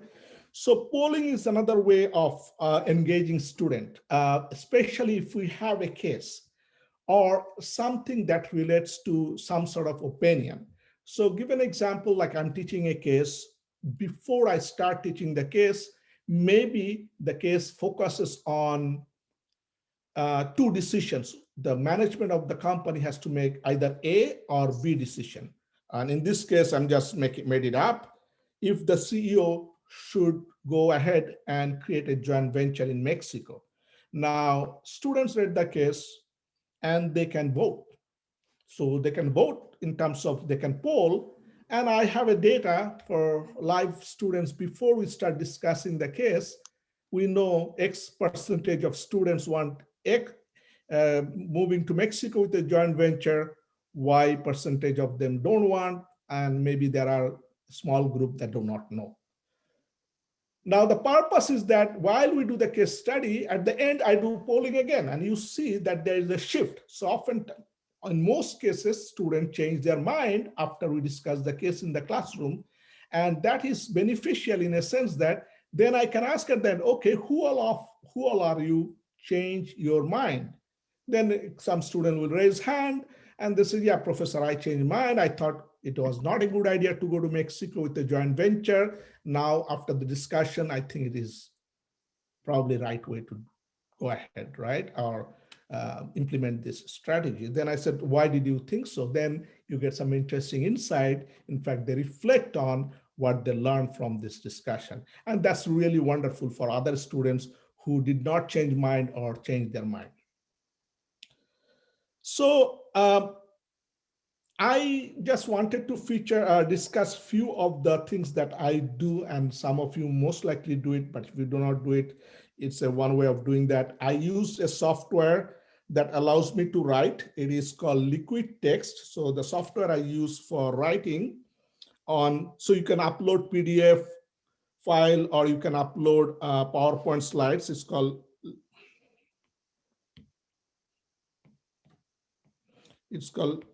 Liquid Text. That's I use for writing, all right? But this writing, what I'm writing is actually Apple's Note. But when I open a document like a PDF file, or here in this case as a PowerPoint slide, I am using that software, Liquid Text, and you can delete also, you can erase. So it's a powerful thing, and you can also upload different format of documents. Now going back, in a brief discussion, I talked about Zoom etiquette, iPad, writing on iPad, and tablet, breakout rooms, Google Sheets or documents for collaboration, and polling. Now, what I didn't talk about, and I'm sure most of you use that, is chat feature on Zoom. So chat feature I use on the go, right? So for example, I was asking them the other day, it's an interesting question I always ask when we talk about immigration. So what percentage of the people in the United States right now were born outside United States. Type your number. So people start typing the numbers, and then I get the summary, and then I discuss something, and then I said this is not right, or this is so that's one thing I do. Other option I do, because I teach Chinese. So one of the class I teach in China, that there are simultaneous translation. These are Chinese executives. They do not speak English and they're busy, they're working. So we have two simultaneous translators, and Zoom has a feature that allows us to do simultaneous translation. So I speak in English, those two guys, they translate into Chinese, and Chinese executives sitting in front of Zoom, they only listen to Chinese, and when they speak, so it's both ways. However, there are people in Guatemala I'm teaching, or I'm teaching in, say, Panama or Colombia. Some of them may not be very strong in English. And of course, I have an accent. They may not be familiar with my accent. So there is a feature, it's really great actually, live transcripts. So if I do not know if you have used it, but that allows us to live closed captions. So I'm talking in English, and my speech or my lecture is transcribed in text, so they can read the text. And more importantly, when I save, or this all are saved, lectures are saved on the Zoom cloud, I shared my lectures, and on the side they see the text. So maybe some single mother or a father who is putting their kids to sleep, but they want to listen to my lecture, but they don't want to hear the noise. They don't want to hear the noise. They can read the text. So that's one other thing I do. And I think students appreciate that, because sometimes they just copy the text from the Zoom transcription and use them for their notes. So this is what I wanted to cover. I'm just 20 minutes. So thank you so much for giving me these opportunities. I will share my email address. I could share these slides, and I have some interesting slides to show students about, I maybe, if I have 1 minute, I will show that. I try to make students realize or tell them how Okay, to. please share. 1 minute, is it okay? Yeah, it's okay, no problem. 1 minute, I will take 1 more minute. Hopefully I find it right away. This is a thing I show students how to not to use Zoom, right? So,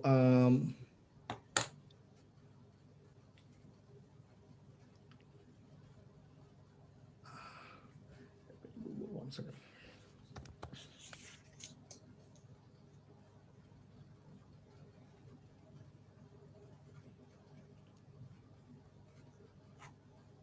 I will share, maybe I'll share with people there.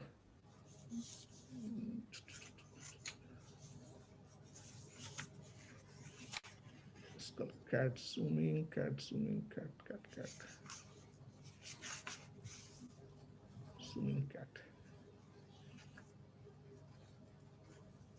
No, it's, I will send it later.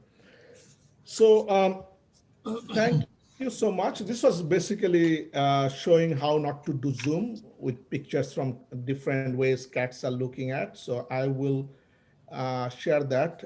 My email address is, I'm typing here on in Zoom. So if you would have any question or concern, I'll be happy to respond to that. Thank you so much, Nazrul Bhai, for inviting, and thank you for listening to me. I know it's Thank you past very 9 much. o'clock in the night. Thank you very much, Professor Dr. Mazhar Islam, for sharing your experience. And it is really, truly an international experience. And what you and your university is using, focusing on the technical aspects more for engaging the students and learners in class.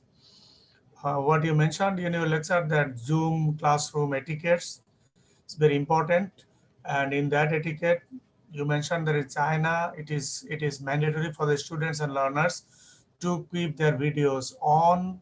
There are many countries of the world. This is mandatory, but not all country or for all cases this is not mandatory. I think if it is videos are kept on, then at least we can hope that students are engaged in this teaching learning method or in this lecture. And another interesting aspect you mentioned in your lecture, that writing in class. This is another way to engage the students in class, writing. So you write a lot by using a board or something, a software. So that is something interesting. So that can be used so that students will not be able to think otherwise. When you write as like as classroom, offline classroom in board, then students had to watch and had to see what you were writing, what you were discussing. So that is another way to engage the students in classroom. Another thing, you used iPad and tablet for writing. So that can be used if these arrangements are there available, then that is a, I think the appropriate method to write in class and engage the students. And the third things what you are doing is the breakout rooms, that perhaps we do not use this for group discussion. Breakout room, students can go to this room for 10 to 15 minutes and they can go with a short assignment, and that they can discuss their assignments with their classmates and group mates. And if they need you, then they can call you to the breakout rooms and then you can explain. That is another way. Another in Google Classroom, breakout rooms can be used, and you effectively use this breakout room to engage your students. Then another thing is use of Google Sheet and class and the documents. That also used by almost all the faculty members. What they are doing, you can see and you can observe, you can track by using this Google Sheet and Docs. And the last one you mentioned here, the use of polling for collecting opinions. That is another interesting method to engage the students.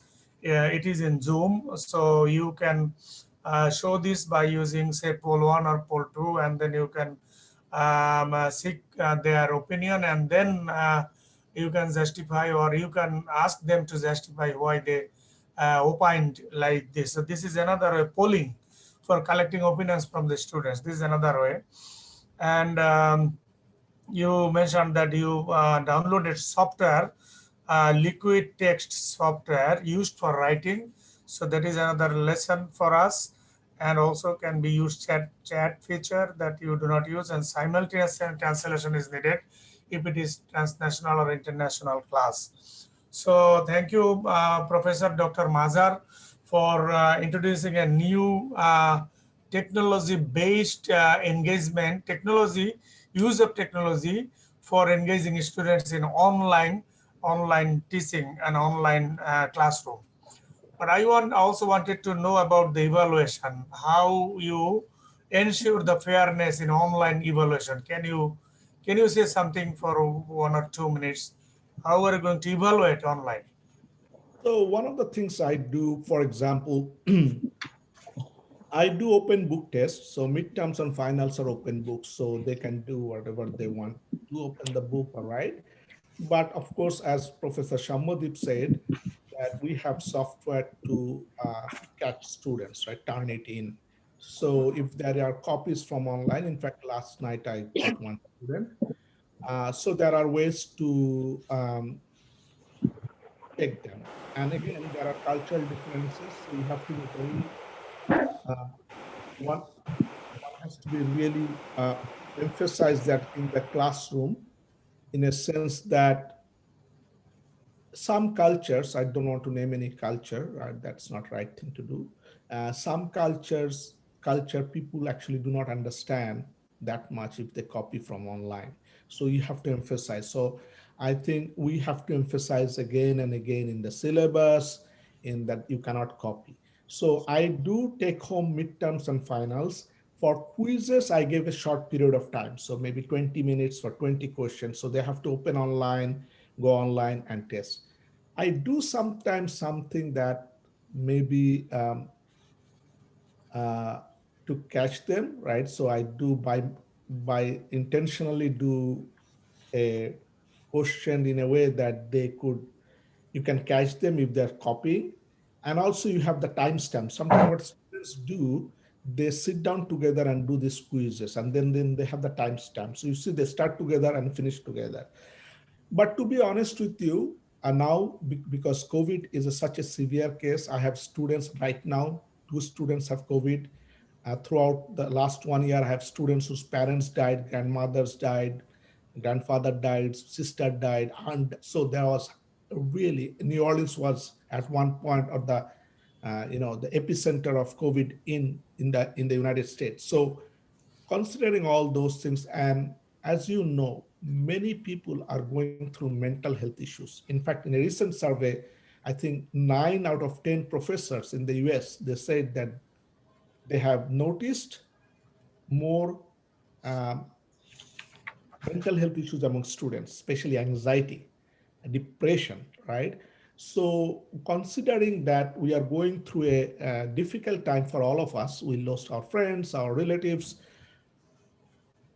I encourage them to do this. Why students cheat or they do something unethical is oftentimes they don't have time, they don't have preparation. So now on all my courses, I said, if you are stressed out, if you have anxiety issues, my course should not add to that.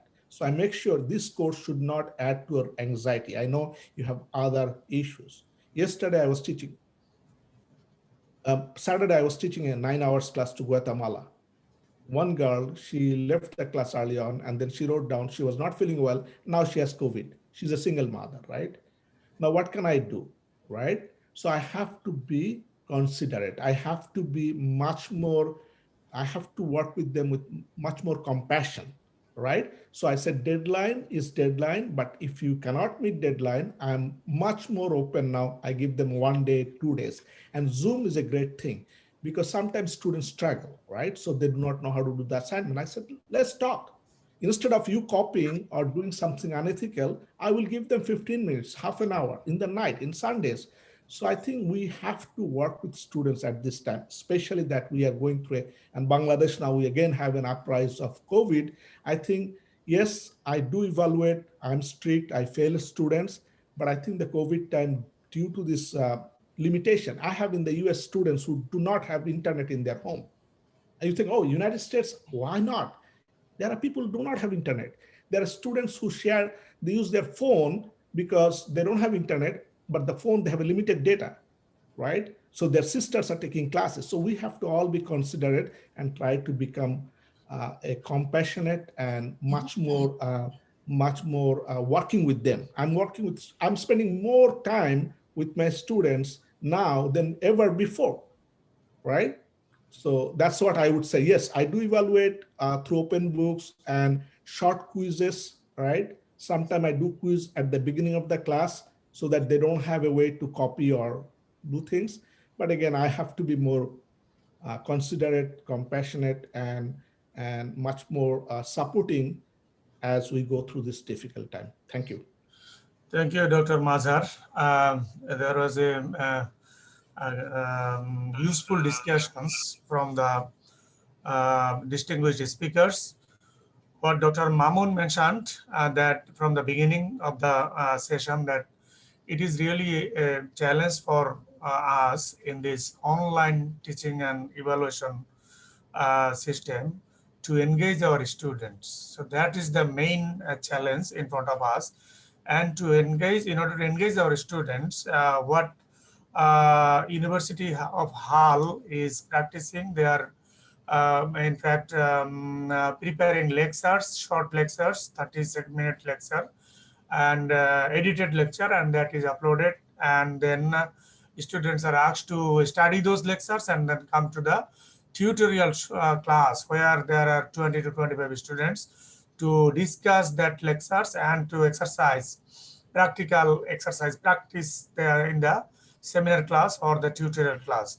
So in teaching classes, teachers are using these techniques, and the university, to make sure and to ensure the access of the faculty members and the students, university has converted its library into e-library.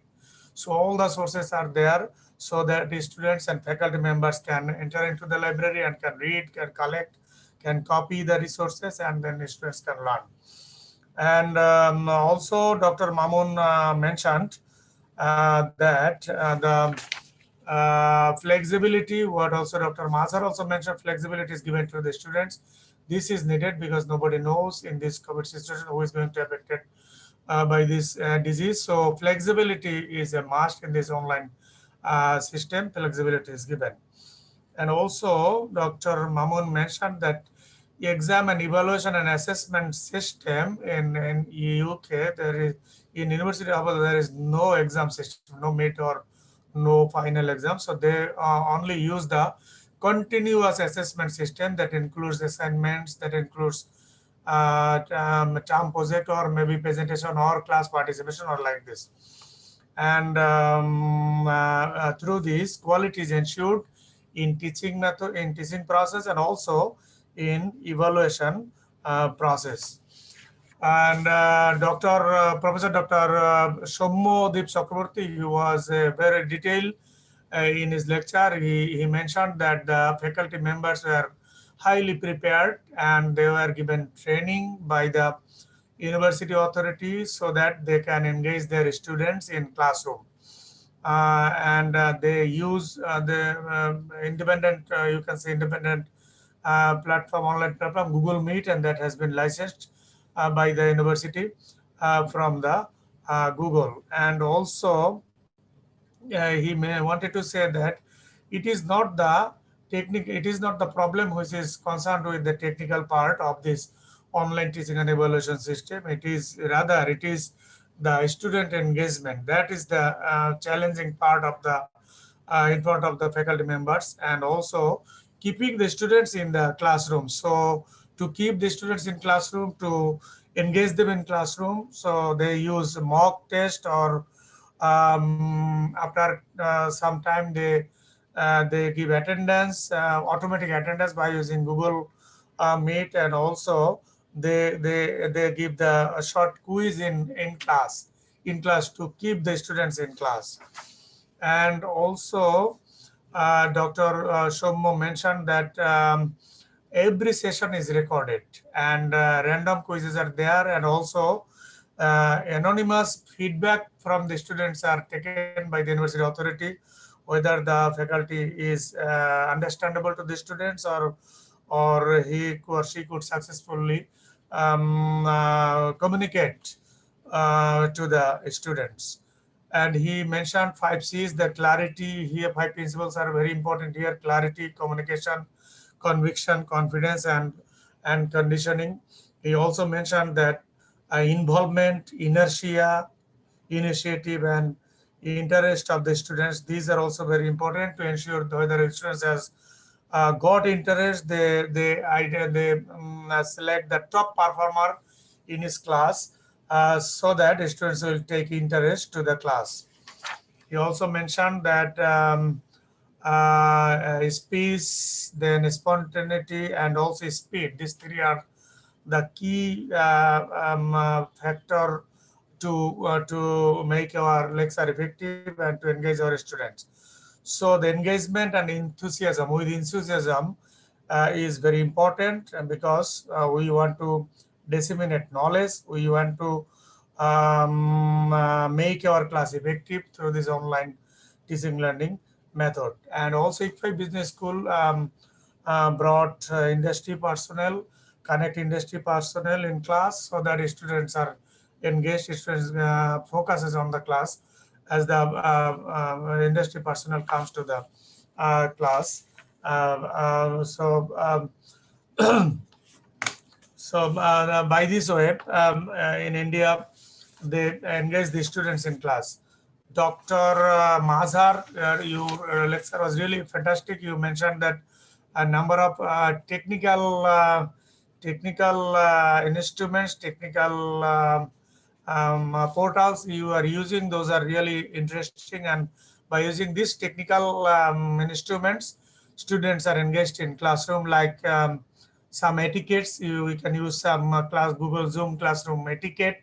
We can use say if the students are inattentive, then we can instruct them to keep their videos on. We can write in class Blackboard so that students can give attention. We can use breakout rooms so that students can discuss informally on the and share their topic with each other, so the class can be made effective. We can use Google Sheet and documents that also can help to keep the class live.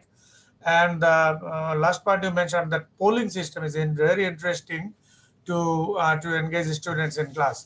So thank you very much for sharing your valuable experience and the practices with our faculty members. So at the end, we can say that although COVID-19 forced us to move to distance teaching and learning, it also created some opportunities to propose more flexible learning possibilities and explore blended and hybrid learning, that what you mentioned in your class in this lecture. Online learning is not about one pedagogical model, but an aggregation of various models what we are using today. The former one we used, that is offline, was teacher-centric model, and the latter one, the one we are using now online, is learner-centric way. So our method also must be adjusted, must be changed, so that we will be able to make our class and evaluation effective. Therefore, even in post-COVID-19 era, that means new normal situation, offline or conventional education models will not become obsolete. This will survive. However, I think the blended learning, a combination of classroom and online modes, will be the norm in coming days in new normal situation. Institutions and universities and the faculty members will blend the two judiciously according to the context and the content, by solving the concerns of the stakeholders, especially the students, about the quality of education and the assessment systems. So with this, I would like to extend my thanks to Dr. Mamun of University of Hull for giving your valuable time and sharing your experience with us, and how you are making your class effective and making your evaluation effective. Thank you, Dr. Mamun. Thanks, Professor Dr. Shomudip Chakraborty, for mentioning and sharing a lot of things with us in depth to engage our students in class and making our class effective, and also making our evaluation effective. And I would also like to thank Dr. Mazhar Islam for showing and sharing the latest technological aspects in teaching and evaluation with our colleagues and the participants. Thank you very much for giving your valuable time and sharing your valuable experiences with us. And we hope that with this experience and these practices, we will be able to adapt, or we will be able to customize and adapt in our classroom in Bangladesh. Almost all the things we are practicing, but now some of the things came in front of us.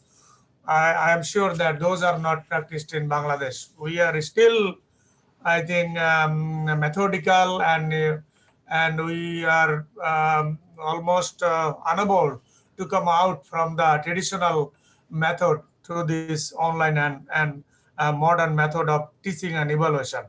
So thank you very much for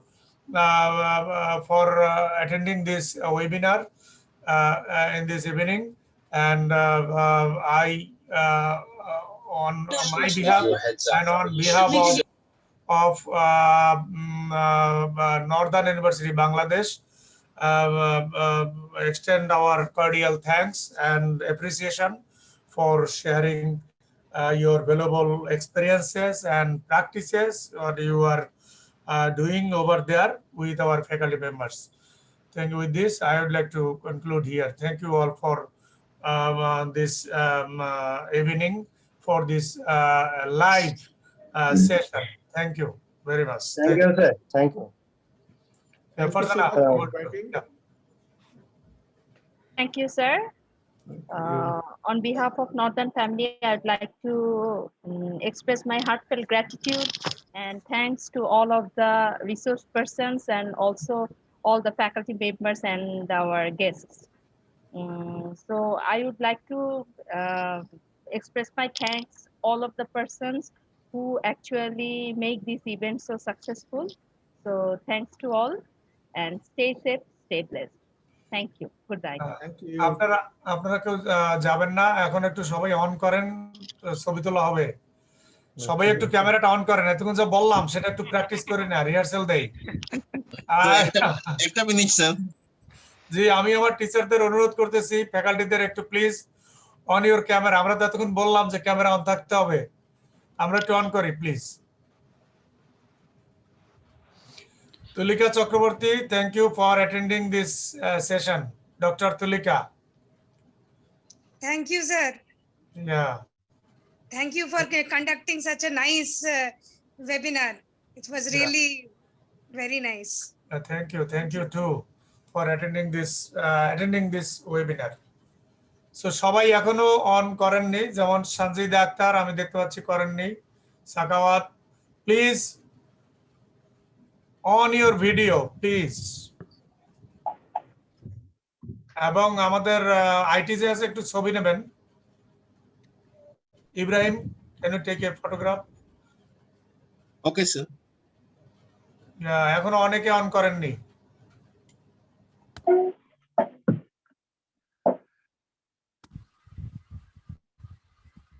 Akramul Islam on করেন। Yes sir. Yeah, please on your video. Yes sir, আমি তো sir ক্যামেরাতে আছি। ও না, Akramul, not Professor Akram. Okay sir.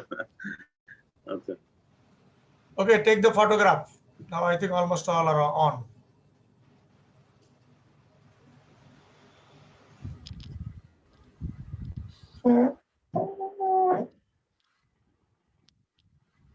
Okay.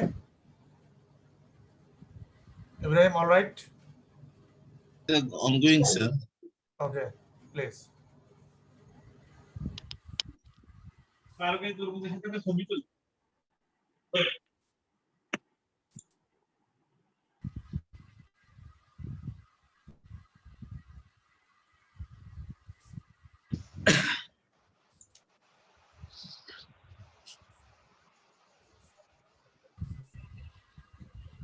Okay, Ibrahim. It's all right, sir. Okay, sir. Okay, thank you very much. আমি বাংলা নববর্ষ 1428 এর মানে শুভেচ্ছা এবং নববর্ষের শুভেচ্ছা জানিয়ে সকলকে শুভেচ্ছা জানিয়ে এবং নতুন বর্ষকে স্বাগত জানিয়ে আমরা আজকে এখানে শেষ করছি। ধন্যবাদ। Okay, thank you, sir. Thank you, sir. শুভ নববর্ষ to all. আসসালামু আলাইকুম স্যার। থাকবেন।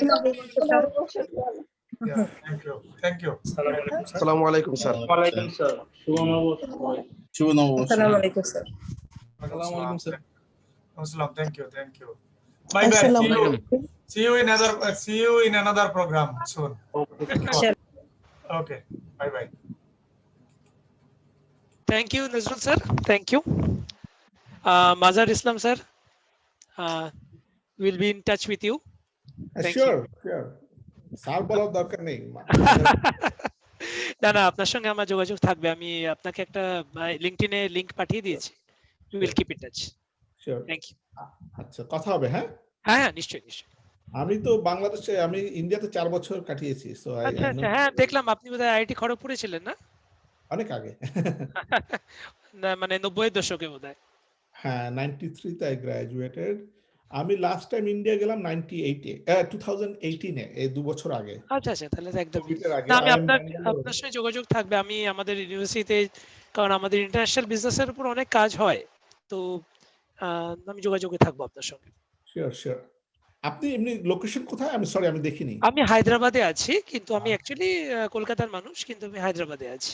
এই আর কি। স্কুলটা কলেজ স্কুলটা হায়দ্রাবাদ, হ্যাঁ, ইউনিভার্সিটি হায়দ্রাবাদে। আচ্ছা, আমি ব্যাঙ্গালোরে গেছিলাম গত